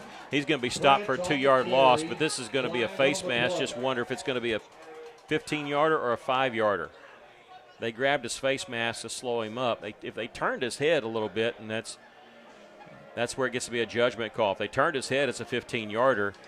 And I tell you what, credit to Ethan Dunn. He's the one that grabbed the face mask. I think he went over and said sorry about that. He just patted him on the shoulder pad. We'll get to do the down over, and it is going to be a personal foul. It'll be 15 yards. That's the first 15-yard penalty on the Mavericks. They've had a couple 10-yarders, but they've been penalized now 4 times for 35 yards. That'll give the Cyclones the ball at they put it 35. It's supposed to be from the line of scrimmage. It's supposed to be from the line of scrimmage, not from where the foul happened. This is incorrect. They're putting it at the 35. It's supposed to be at the 37. Okay, the white hat came in and said that. It's not from the spot of the foul. All right. Okay, now they do get it fixed. They do get it fixed, and the Cyclones have it at the 37-yard line. Stacked right side. Tall sweep. The old student body right at the 45 at midfield, and being pushed out of bounds is Marcellus Olson at the 45-yard line. That is old-style football, and it gets a big gain for the Cyclones all the way to the 45 of the Mavericks. 18 yards on the toss sweep. Well, that's a good run to the right side. Got on the outside, picked up some good blocking from those receivers. Ball to right hash mark. 18 yards on the pickup by Marcellus Olson Patton. Same formation on this right side. Same play. Olson, same hole at the 40, at 35, cuts back there, 30, 20, and going to be slung down. Could be a horse collar tackle there. No flag, though. They put him out of bounds at the 16-yard line. That could be a horse collar tackle as they slung him down. But, hey, they can't stop it, run the same play, and that time they follow up the 18-yarder to go for 29 yards.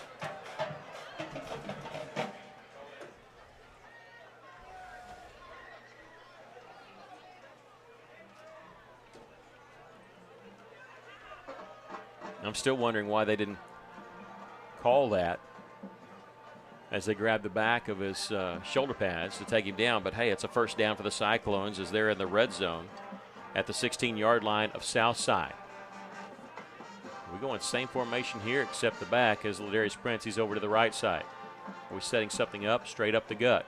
On the draw play, he's inside the 15. He runs into the pile and be tackled at the 12 and pick up a 4 by Prince.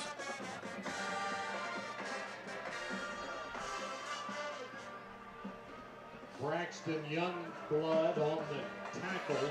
Second down and 6 at the Maverick 13-yard line.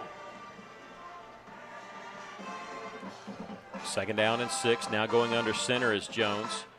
Play action. Prince picking up a blocker, rolling to his right, throwing to the end zone. It's Marcus Golden. I've messed up his name twice tonight, but both have been on touchdowns. Maybe I'm his good luck charm.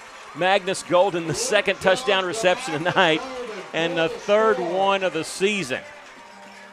And I want to tell you, that was a great fake by the quarterback Luke.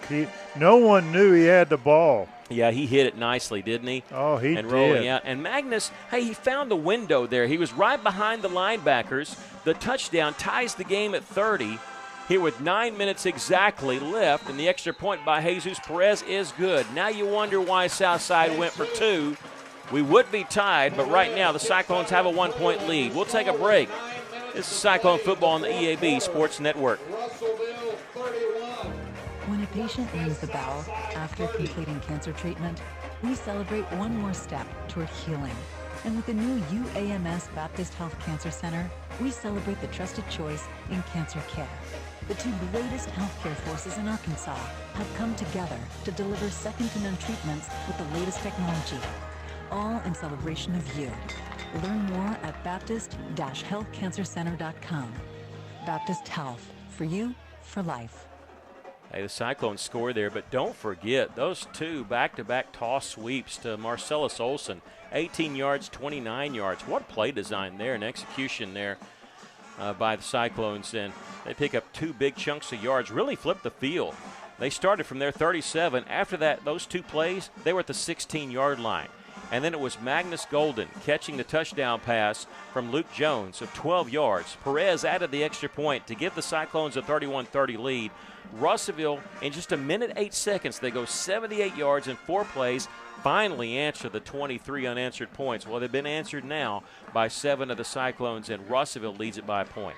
That's a very soft pass by Luke, and just, again, the fake is what threw everybody off, and Golden was wide open. There's a pooch kick. It's a live ball. Hits at the 34. It's a live ball. Still live. And Russellville has covered it at the 35-yard line. I didn't see who came up with it. Did you see? No, I didn't.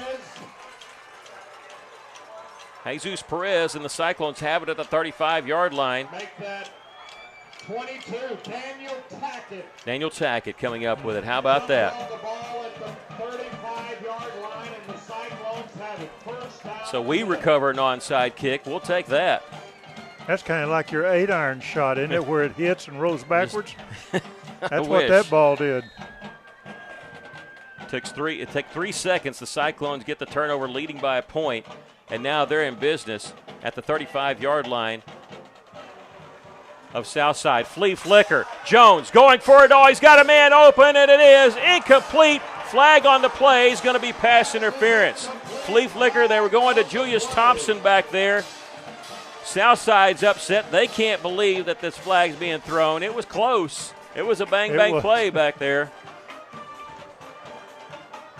Tell you what had me faked out, and Julius Thompson was behind everybody. He had to slow up just enough, and it is going to be a penalty on Southside. Was that Bo Mosley back there? No, that was Julius Thompson. That was was it open. Thompson? And, not a bad play if they thought they were beat. But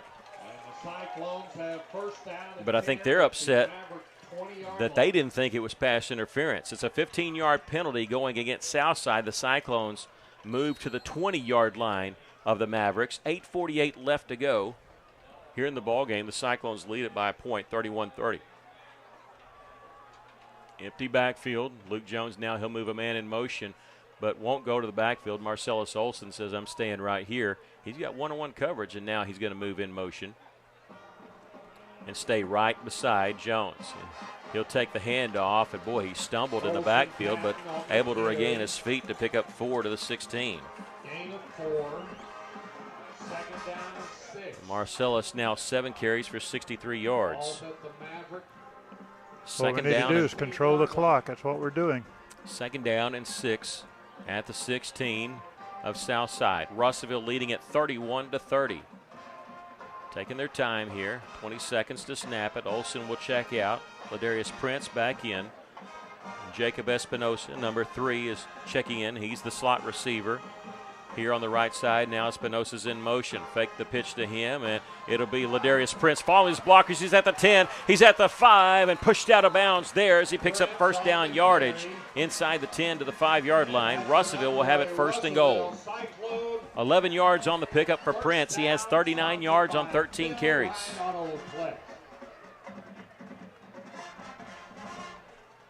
Now give him the 6. That was before progress was a 5, but they give him the 6-yard line. But still, the Cyclones with first and goal from the 6 here. Ball on the right hash mark. Clock is stopped with exactly 8 minutes left to go in the game. Russellville leading by a point. Olsen in motion. Will fake the handoff there, and Jones will keep it himself, and he'll pick up a couple to the 4. Russellville might just keep it on the ground. Second down and goal. Coming into the game, 14 touchdowns rushing. And Jones does have a touchdown rushing tonight. Why not keep it on the ground? Run that clock. Second and goal, under 7.5 to go in the game. Empty backfield. Forward pitch here to Marcellus Olson. He's going for the pylon. He gets it easy. Marcellus Olson takes it in for the score. Outran everybody to the corner. Good call play, good speed on that.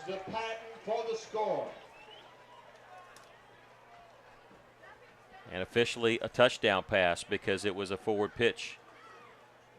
And you say it must not much of a pass, but if it hits the ground, it's an incomplete pass. That's why those are safer sometimes. And Jesus Perez added the extra point. Russellville leads it by 8.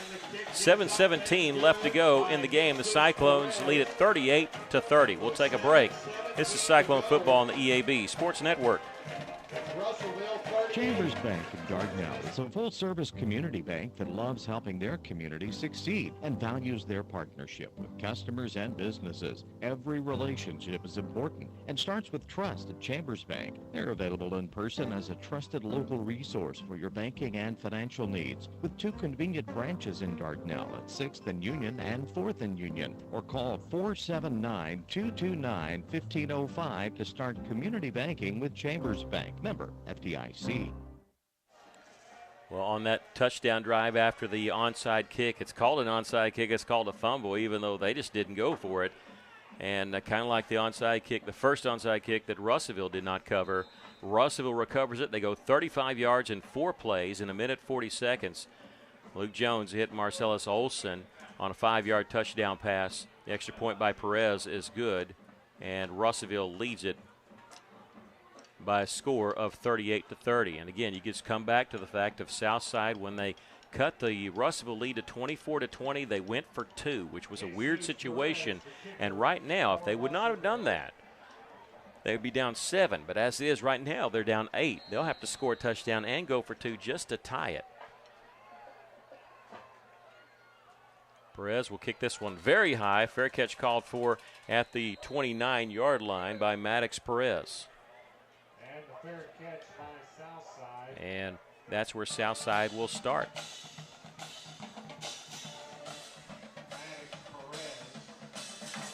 First down and 10. Mavericks at the 29-yard. Mavericks will have it first and 10 at their own 29-yard line. Kim Dameron, their coach, mentioned about him playing for the Hogs. He was actually a head coach at Eastern Illinois from 2014 to 2018.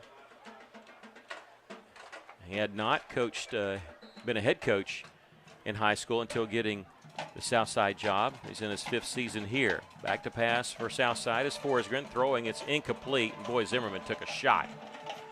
And he's going to go back talk to his quarterback, said, don't stretch me out like that.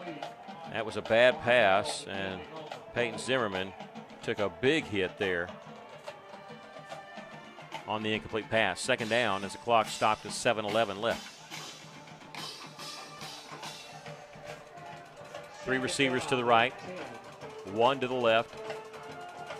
Forsgren will throw to the far side, complete. Zimmerman makes a move, stiff arms a man at the 45, gets to midfield.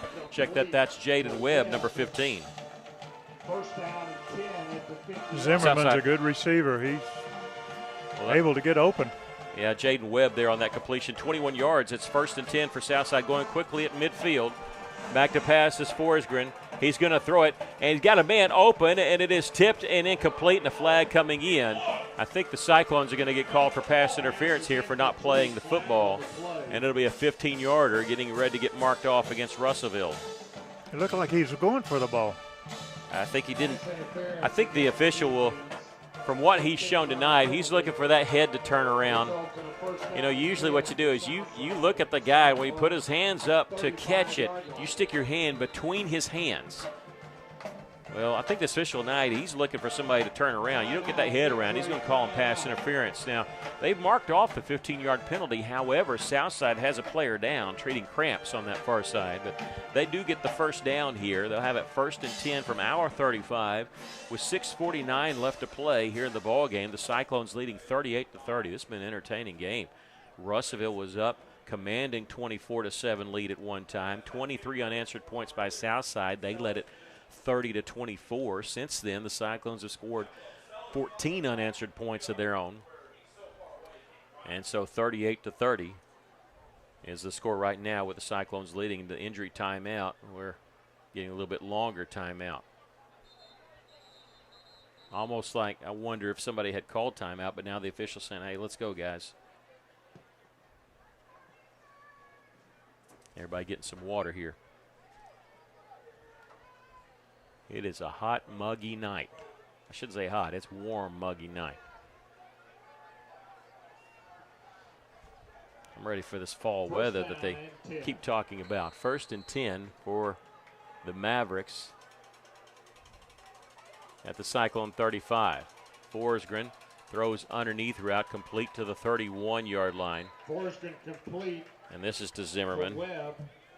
Make that Cannon. Make that Zimmerman. Yeah, I was going to say that's Zimmerman. It's hard to see these numbers. Look, if Mike Loud has problems with it, we know it's not just us. Mike's a former Southside guy. And it's completed pass here, and at the 20-yard line, this is Ken Cannon. He's got the first down. He steps out of bounds inside the 20 to the 15. And so Southside, just like that, knocking on the door. A 21-yard pass, a 15-yard penalty, and that one goes for 16.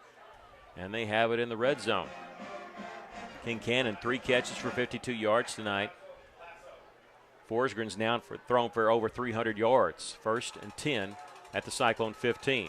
He's going to throw it for the corner of the end zone. Man-on-man coverage, jump ball. It's intercepted by the Cyclones at the 10, the 20. He's running it out of the end zone. He's to the 30, 35, and 40-yard line. And guess who? Bo Mosley. Bo Mosley. You know, they don't pick on him. The other teams don't pick on him for good reason. For some reason tonight, Southside has. And Bo Mosley has come close to an interception, but he gets that one. He makes it pay. And he returns it out to the 38-yard line. That just has to be crushing for Fort Smith Southside. They have the ball at our 15-yard line, looking to score, maybe go for 2. And Bo Mosley has just changed the momentum with that interception and then running it out to the 38-yard line.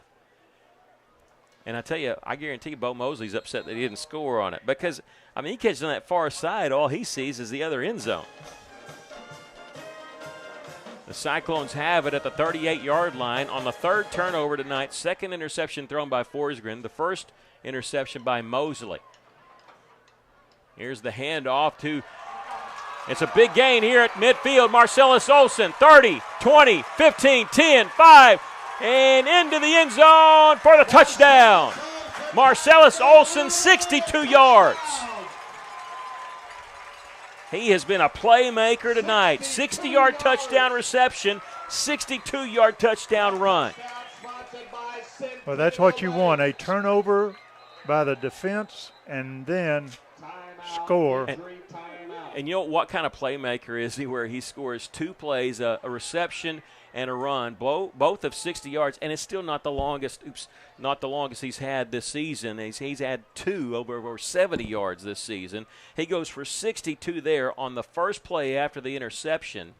Marcellus Olson, 8 carries, 125 yards, getting that first touchdown running tonight and giving the Cyclones a 2-touchdown lead here with 5:52 left. And we have a player down for Russellville on this touchdown, and the Cyclones taking a knee, the south side huddled in the end zone, and I hope they're looking at a cramp, but I can't tell from that far side. Russellville leading it here 44-30, getting ready to kick the extra point, hopefully to go up 15 should they make this, but we're going to take a break here as they tend to the down Cyclone. This is Cyclone Football on the EAB Sports Network. Are you working hard to feed your family on a budget? Visit Chicken Mart to get all your Crispitos, pizza sticks, restaurant-quality chicken nuggets, strips, wings, and fries all in one stop, and lots of opportunity purchases that are so good they may never come back. Check out Chicken Mart in 2 convenient locations before you go grocery shopping and see what they have for your family. Chicken Mart's been serving the River Valley since 1983 and still going strong. Visit 1808 South Arkansas Avenue or 106 Weir Road in Russellville. Chicken Mart, your chicken and more store. Player still down for Russellville. You know, Southside talked about them dropping down to 6A. That's all because of the equity thing that the AAA voted in, where it moved up Pulaski Academy and Little Rock Christian, and it's a weird system where they if they get 5 points, they actually move up, and you get points by having a winning record in conference, and if you get a playoff victory, that's 2 points, and all you have to do is accumulate 5 points over 2 years. Well, to be honest with you, I think Shiloh Christian's going to get that 5 points in 2 years, so Southside may, after the 2-year cycle, may stay, and we may get one more move down because Shiloh Christian may be moving up with Little Rock Christian and also Pulaski Academy. But again, the 2 things that passed was that, and also to change it to every 2 years when they move up the private schools. And Marcellus Olson, who had the 62-yard touchdown run, was the player down, and we think it's just a cramp. He's walking off under his own power right now. And what a night for Marcellus Olson as he gets the touchdown carry there. He already had a touchdown reception on a little shovel pass of 60 yards. So he's been busy tonight. And now Jesus Perez on to try the extra point. The Cyclones lead it by 14 here with 5:52 left. And the extra point is up, and it's good. 45-30. We'll take a break. Cyclones lead it. This is Cyclone Football on the EAB Sports Network. Are you looking for a great place to work that offers great pay and benefits, where you can make an impact in a safe, clean environment? ConAgra is looking for motivated, energetic people to join their team. ConAgra is recruiting industrial maintenance technicians to fill openings on all shifts. Positions start at $25.61 an hour plus a shift differential. Experience is required, so for immediate consideration, apply online at ConAgraBrands.com/careers. That's ConAgraBrands.com/careers. ConAgra is an equal opportunity employer. I tell you, we were reeling a little bit ourselves when Southside had rattled off 23 straight points to take a 6-point lead. But in the fourth quarter, it has been all Russellville. 3 touchdowns here in the fourth quarter. Their 3 touchdown drives, the longest one was 1 minute and 40 seconds. But that last one had to be a killer. Russellville up by 8. Southside had driven to our 15-yard line, and it was Bo Mosley with the interception in the end zone. Returned it out to the 38. The very next play, Marcellus Olson houses it, and the extra point is good by Jesus Perez, and Russellville leads it 45-30. It's the most points the Cyclones have scored this year. They scored 35 against Sylvan Hills. They've been in the 30s 3 times, but first time this year they've been in the 40s. High kick. Southside's not going to call for the fair catch. They're going to return this one. This is Webb. He's across from the 29 to about the 41-yard line. A return of 12 on the play.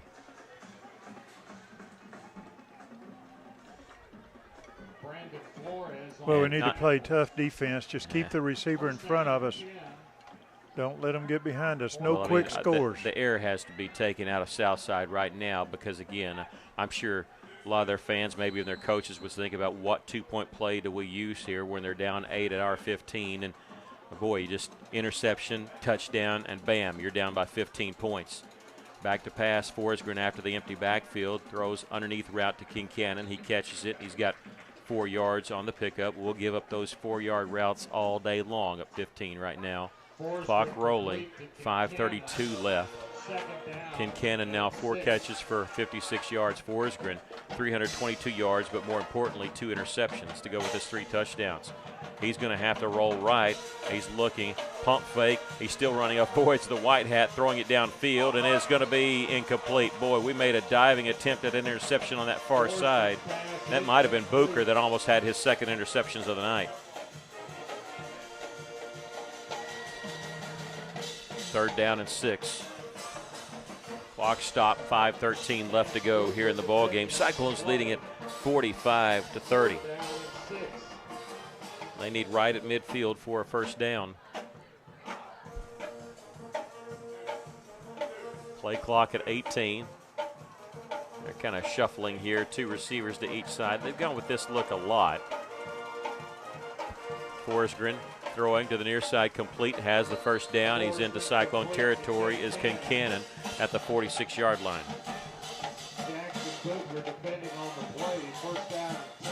And pickup of 10 yards. They do get out of bounds with 5:08 left. 1st and 10. Clock stopped. It'll start on the snap. Ball in the left hash, trips to the right. That's where he's going to look, Forsgren. And now he throws across the middle. It's complete here to Webb, and he's going to get down the left sideline and step out of bounds inside the 25. Run out of bounds. You have to say for Southside, they can move that ball up and down the field. 1st down and 10. Webb, who does not have a carry tonight, even though being their leading rusher, has had a lot of catches tonight for a lot of yards. 81 yards receiving. He gets 25 there to the 21-yard line of Russellville. Forsgren back to pass. Pocket collapsing. He's going to spin away, roll to his left, pump fake. He's going to be in trouble and taken down for a tackle for a loss as he is stopped at the 28-yard line. Nicholas Hallmark made the play. And now they're blowing the whistle and injury timeout. I don't see who's, okay, there's a player down. I was looking more at the sideline where he went out of bounds, but downfield at the 14-yard line, another cramp. Break out the pickle juice. 8 yards on the tackle for loss there. Blake Forsgren, or the sack, depending on how I never understand if it's a tackle for loss or sack. I know on a pass play, but when they tuck it and run like that, I never know what to call it. But 2nd down and 18 and 4:44 left. Russellville leading 45-30. We've had the share of our games be over quickly, but it seems like everybody else in the conference is done or almost done. Mountain Home defeats Lake Hamilton 36-0. That's a shock. Yeah, well, not for me, but it is a shock for Hootens. I think Mountain Home's the 3rd best team in the conference. Now, they haven't played Greenwood. They get them at Greenwood the last week of the season, and I think Mountain Home's a pretty good team. No, I think they got a good team. It's just a shock that Lake Hamilton didn't score. Yeah. Lake Hamilton's big, tough, but they're not that they're bad. They're not as good as they have been, though, with that running attack that they break out there. But Mountain Home put it on them tonight. Greenwood easily defeats Van Buren. Again, over on 102.3. We'll have the scoreboard show coming up 10 o'clock until midnight with Rex Nelson, the voice of the OBU Tigers. Boy, what a game he got to call last week. Talk about that here in a second. Forsgren back to pass, throwing right side, and it's going to be caught. Complete at the 21-yard line. Should be enough. No, they're going to say incomplete. They say incomplete. I thought he caught it. No, incomplete. Yeah, OBU with a huge upset against Harding last week, and I actually was watching the end of that game, listening to Rex, and he was excited. 3rd down and 18 after the incomplete pass. Clock stopped, 4:35 left. Yeah, you're up 15 and you feel comfortable, but you can't rest on games like this. They score, all it takes is an onside kick, and they've recovered 2 of them tonight. I think we're offsides. Yeah, you can't get back. As soon as you get in that neutral zone, it's an automatic penalty. You can't get back in high school football. So 3rd down and 13 as we move off 5 yards against us. 8 penalties for 64 yards on the Cyclones tonight. Boy, turnovers, whoever loses this game is going to look back and think the turnovers hurt them because the other team turned turnovers into points. There have been 5 turnovers in this game, and after all 5, the other team has scored a touchdown. How about another one right here? Forsgren looking left. He's going to tuck it and run. He's at the 20, 15, cuts back there. He'll get to the 10-yard line, and that's enough for the first down. 3rd and 13, quarterback keeper. It'll stop the clock just long enough to set the chains, and we'll see where they put it down. At the 10-yard line, meaning he can't get a first down. It's 1st and goal. 4:24 left, clock rolling. Forsgren drops back. Plenty of time, little happy feet. Now he's going to roll to his left and be tripped up back at the 19-yard line. Is that Peter that got the tackle? That's number 55, yep. Jarrett Peters. Jarrett Peter gets the sack. I wonder if Talon could do that, his brother. He's probably going to send that one home to him. Back at the 18-yard line. 2nd down and goal. Good tackle by Jarrett. Forsgren, pump fake. He's going to throw, and it's going to be incomplete. That should have been caught. And now flag coming in at the 2-yard line. They were going to Webb at the 2. This may be against us, but boy, that was late on that flag. And I think he was just trying to slide to catch it, but it may be on us. It is pass interference. I didn't see it, but to be fair, I wasn't looking for it. Just to be fair, it'd be half the distance penalty because it's at the 18. So it'd be a 9-yard penalty, still 2nd and goal. But that's 9 penalties on the Cyclones for 73 yards.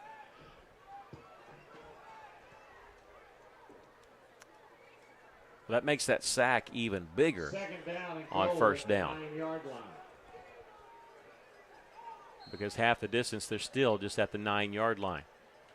Forsgren, throw to the end zone, back corner of the end zone, complete for the touchdown. Touchdown, south side. Forsgren complete. I'm waiting on Mike Cloud to say who it was. I couldn't tell. I thought it was Zimmerman. Yeah, it was Zimmerman. I couldn't tell 15 or 16. And so that makes it 45-36. Are they going to go for 2 here? Usually what you do is you kick the extra point here, be down 8. If they go for 2 here and miss it, they're still down 2 scores. But if they go for 2 and make it, they've been doing the opposite of what I would do all night. So they're going to go for 2 here. I don't think you do this. And Russellville going to call timeout. And who knows, Southside may change their mind. But when you're down 9, you kick the extra point because if you miss it, then you're still down 2 scores, and that's the ball game. There's plenty of time left, 3:43 left. And they don't have to onside kick it, but like I said, if they go for 2 and miss it, they're down 2 scores, and then it becomes very difficult. But usually put all your eggs in the basket at the very end is what you try to do there. Was that our last time out? Yeah, it was. We've had to use one because we had 10 men on the field at one point, use this one. And, again, you see at the very least you see the alignment, and maybe we weren't ready. Maybe we were thinking more conventionally that you don't go for 2 here. But they get the touchdown on the 9-yard touchdown pass. We'll go ahead and give the scoring summary here of how long they went on that drive. They went 60 yards in 9 plays.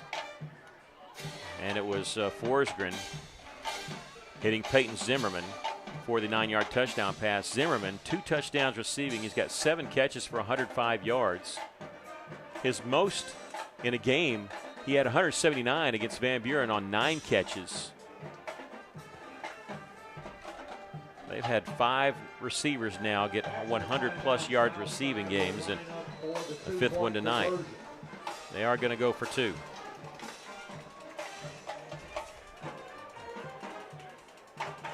Make things interesting if they pick it up here. Forsgren a hard count.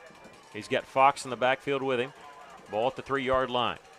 Back, throwing on the quick slant. It's complete. Did he get in? He did. Russellville saying he didn't get across the goal line, but the The referee on the side says he sure did, and that was to Ken Cannon, who made a catch in traffic. Russellville had him covered. Russellville 45, Portsmouth Southside 38. And, wow.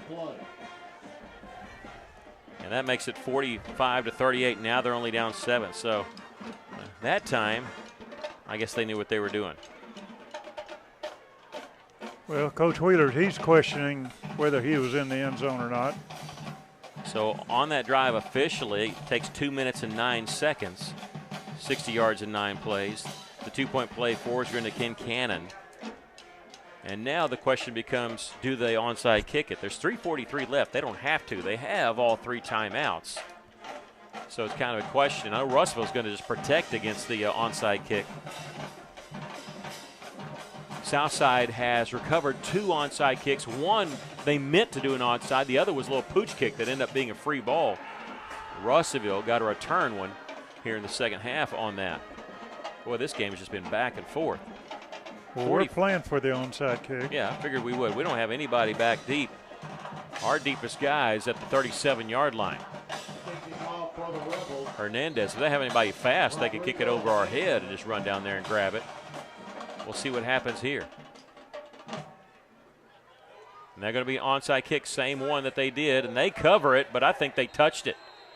The officials have not marked it Southside ball. Their kicker touched it before it went 10 yards. I don't see a flag, but I'm pretty sure he touched it at the 49-yard line, and now they are going to drop the flag there. The kicker recovered it, but he can't touch it until it goes 10 yards or if a Cyclone touches it. And I think Rodrigo Hernandez did touch it at the 49-yard line. I saw the official coming in from our side there, and he kind of lined up at the 49-yard line. I think he saw what I thought I saw, that they touched it there. So the Cyclones will have it at the 49. Not out of the woods yet. They have all 3 timeouts and 3:42 left. We need first downs, just first downs. I mean, you'd love to run the clock, but what you need more than anything is you need to move the sticks. Now, the Cyclones probably will start with a running play, mainly just to see if Southside can burn a timeout. Southside might not use their timeouts early on. They start the play clock now. The Cyclones run on the field. 19 seconds to snap it. Jones will have Callahan in the backfield with him. Russellville has 3 or 4 guys they can put back there. Callahan will take the handoff straight up the middle. He's at the 45 to the 43-yard line. Fresh legs in there. And he's hard to tackle anyway, but after Russellville has been pounding Southside with 192 yards rushing, Callahan comes in there, and he's a tough guy to bring down. Picks up 6 on that play, and the Cyclones just going to milk the clock. Evan Stovall the carry. 2nd down and 3. And now we have a stoppage of play. I think they're saying the clock is messed up. It was at 0, then it went to 25, then it went to 40, and back to 25. And so they're trying to stop the clock here. The game clock shows 3:05, but the play clock was all messed up. And I'm not putting it necessarily on our clock operator because it jumped from 25 to 40, back to 25, down to 16. And so they're over to talk to Coach Wheeler, and they're trying to get it set because they can come up here and message to our coaches. And our coaches, who's not in the same room as the clock operator, obviously, will probably walk over and tell them what to put it at. Clock is reset to 3:25, so they'll put 20 seconds more on the clock. I could tell when the official was looking at his watch and he was trying to start the play clock and it was still stuck at 0. You wonder, this would be a bad time for it to have a clock malfunction. And they're going to start both of them at the same time. There we go. Wheeler was on top of that too. He knows every second counts. See if Russellville runs it down to inside 10 before they snap it. You don't want them just teeing off on us. Espinosa in motion. There's 11 seconds, 10. And now they snap it. Hand it off to Callahan, straight up the gut, and good hard yards. He's going to be about a half yard shy of a first down, I think. That's a good run up the middle. It's been tough all night. Just his second carry of the night, second one on this drive. Picks up 3 yards, and it'll be 3rd down and 1. Luke may carry this one. Well, they bring in Prince as Callahan will check out of the game. Magnus Golden comes in.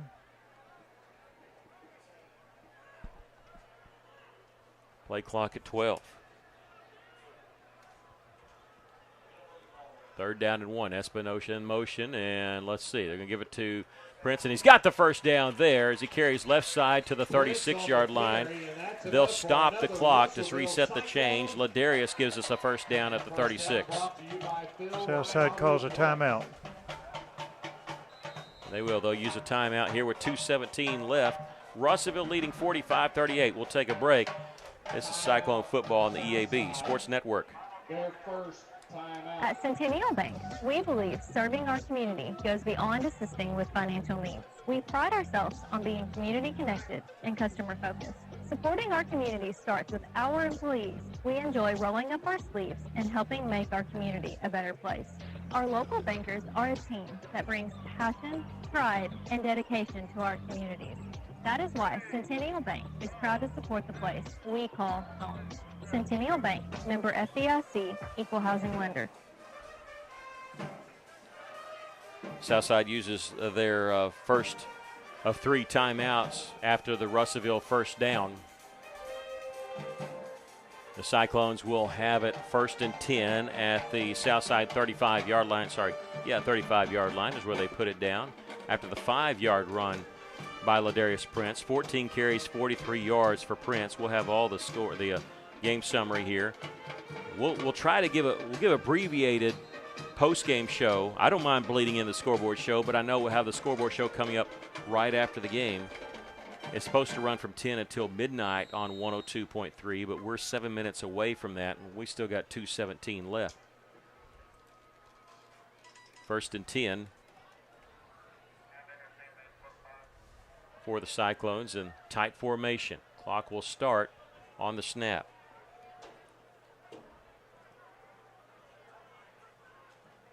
Out of the shotgun, give up the middle, they'll get a yard. Ladarius gains a yard and a timeout called by Southside with 2:13 left.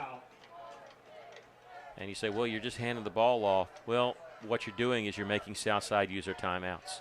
Yeah, only 4 seconds went off, but they're going to call their timeouts. The worst thing you can do is help them out by running out of bounds or throwing an incompletion. At the very least, you need them to burn those timeouts. If for some reason they get the ball back, you want them out of timeouts. 33-yard line.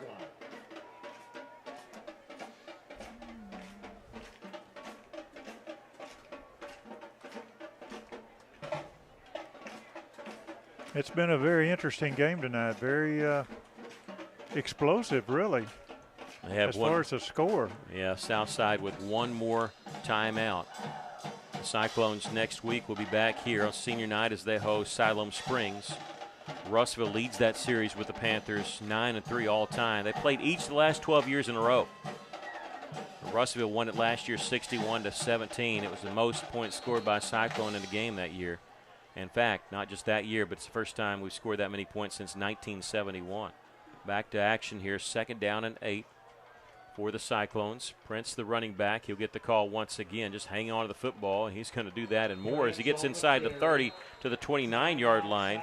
And Southside calls their last timeout. And Russellville will be looking at 3rd down and 4 with 2:07 left. We'll take a quick break. This is Cyclone football on the EAB Sports Network. Duval's Affordable Portable Buildings is the River Valley's oldest full-service portable buildings dealer, 7 years and counting. And without customers like you shopping local and leaving honest reviews, well, Duval's Affordable Portable Buildings wouldn't have an A+ rating from the Better Business Bureau. So if you're ready to get the building or carport that suits your needs, stop by Duval's Affordable Portable Buildings, corner of Highway 7 and 247, right before the River Bridge, to browse around. Or visit Duval's Affordable Portable Buildings.com for more information. You know, if we hang on here, we're going to talk a lot about what play was huge. I'm going to go ahead and pick first. I think even though we were up 8 at the time, I think that interception in the end zone by Bo Mosley was huge because they had driven to R15. I mean, yeah, at the worst they tied, but golly, you talk about flipping everything. He took the ball away, flipped the momentum, flipped the field in essence, because didn't he just settle for it being a 20? He ran it out 38, and the Cyclones score on the next play in what could be the game winner. If Russellville can hang on here, they lead it by 7, 45-38. 3rd down and 4 for the Cyclones. 2:07 left. Southside has just used their last timeout. Cyclones get a first down here. That might be all she wrote.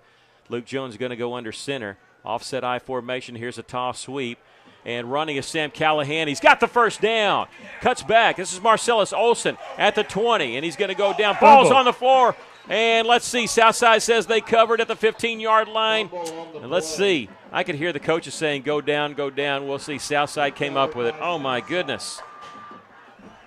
Ball hit the turf, and Southside has come up with it at their own 15-yard line.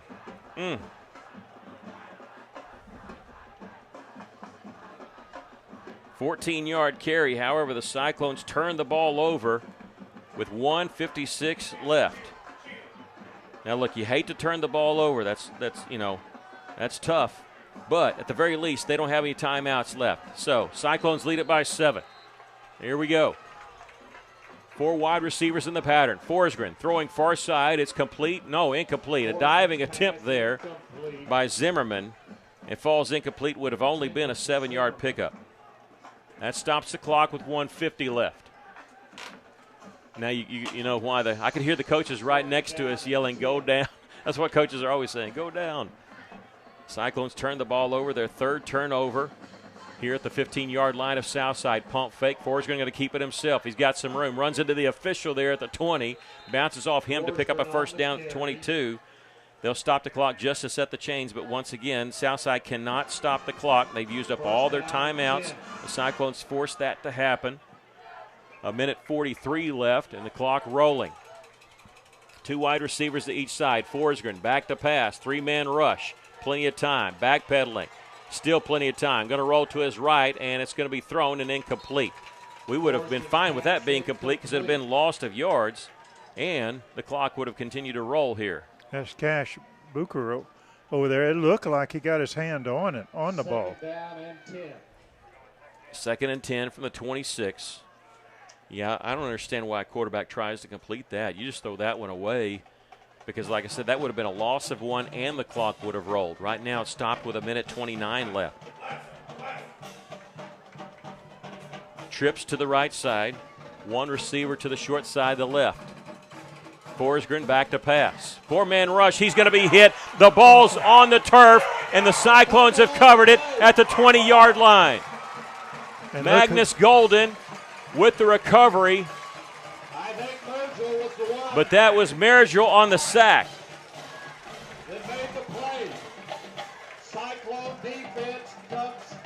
And the Cyclones with a big play there at the end, recovering the fumble, a hit by Matthew Mergel on the quarterback, strip sack there. And Magnus Golden covers it at the 20, and the Cyclones are going to win this football game. And I don't think the quarterback ever saw him coming from the backside. We had been rushing 3. We rushed 4. He didn't see the 4th man coming. And so now the Cyclones go into the greatest formation ever, the victory formation. Ladarius Prince all the way back at the 35. We're going to go under center. No shotgun snap.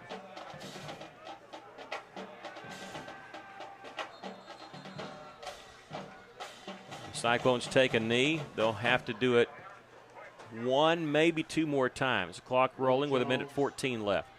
And again, Southside cannot stop the clock. Woo.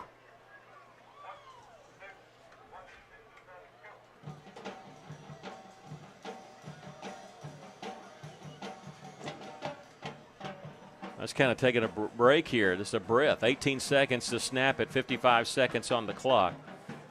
Prince will check out. Marcellus Olson will be the deep man now. Wheeler's taking off his headset. Well, Russellville had to fight to earn this one as they take another knee. Back to the 23, and we'll see. No, Russellville, they do not have to snap it again. Cyclones will win this one here by a score of 45-38. We'll take a 60-second break. Be back with our postgame show to wrap it up. This is Cyclone Football on the EAB Sports Network. If you own a business, you know how important your roof is, but do you know how to maintain it? E&F Roofing has been offering the best commercial roof systems as well as conducting preventative maintenance and asset management services so you can focus on your business. From industries to schools and local businesses of all shapes and size, E&F Roofing has been serving Arkansas for over 50 years and trusted for 3 generations. So call 479-272-4069 for a free estimate today. For more than 70 years, the Electric Cooperatives of Arkansas's vision has mirrored our vision. Tackle any obstacle to deliver reliable, affordable power to Arkansans. Our 17 electric distribution cooperatives have more than 60% of our state covered. Our team of over 2,000 employees work day and night providing power to more than 500,000 homes, farms, businesses, and of course, your hometown football field. The Electric Cooperatives of Arkansas, powering the thrill of Friday Night Lights. Welcome back at Cyclone Stadium. We know the scoreboard show is going to start here on 102.3 here in just a couple of minutes, so we're going to go just through a couple things quickly, but know that we will post our stats on our Facebook page, Cyclone Booth, if you want to see the total. 435 yards of offense for Russellville, 437 for the Mavericks. It was very close. So both teams turning the ball over at times. It was 4 turnovers for the Mavericks, 3 for the Cyclones. That last turnover is the icing on the cake. But it was a big play by the Cyclones, intercepting Bo Mosley, intercepting in the end zone. That not just flipped the field, but Russellville was up 1 score. That led to 2 scores, eventually led to the game winner. Marcellus Olsen, a 62-yard touchdown run right after that interception. At the time, gave Cyclones a 15-point lead. That wound up being the 7-point win as the Cyclones win it by a score of 45-38. Your thoughts? Well, we said at the beginning of the game for the Cyclones to win, they had to do some things. And to win, you had to control the clock, which means you had to convert your 3rd and 4th down if you went for 4th down, which the Cyclones did. On defense, we said you got to have turnovers, and we did that. 3 of them right there, 2 interceptions and a fumble recovery. So they did what they had to do to win. And we're watching the team celebrate in front of the band with their fans jumping up and down to the fight song. Great to see that. We hope you enjoyed tonight's broadcast of Cyclone Football.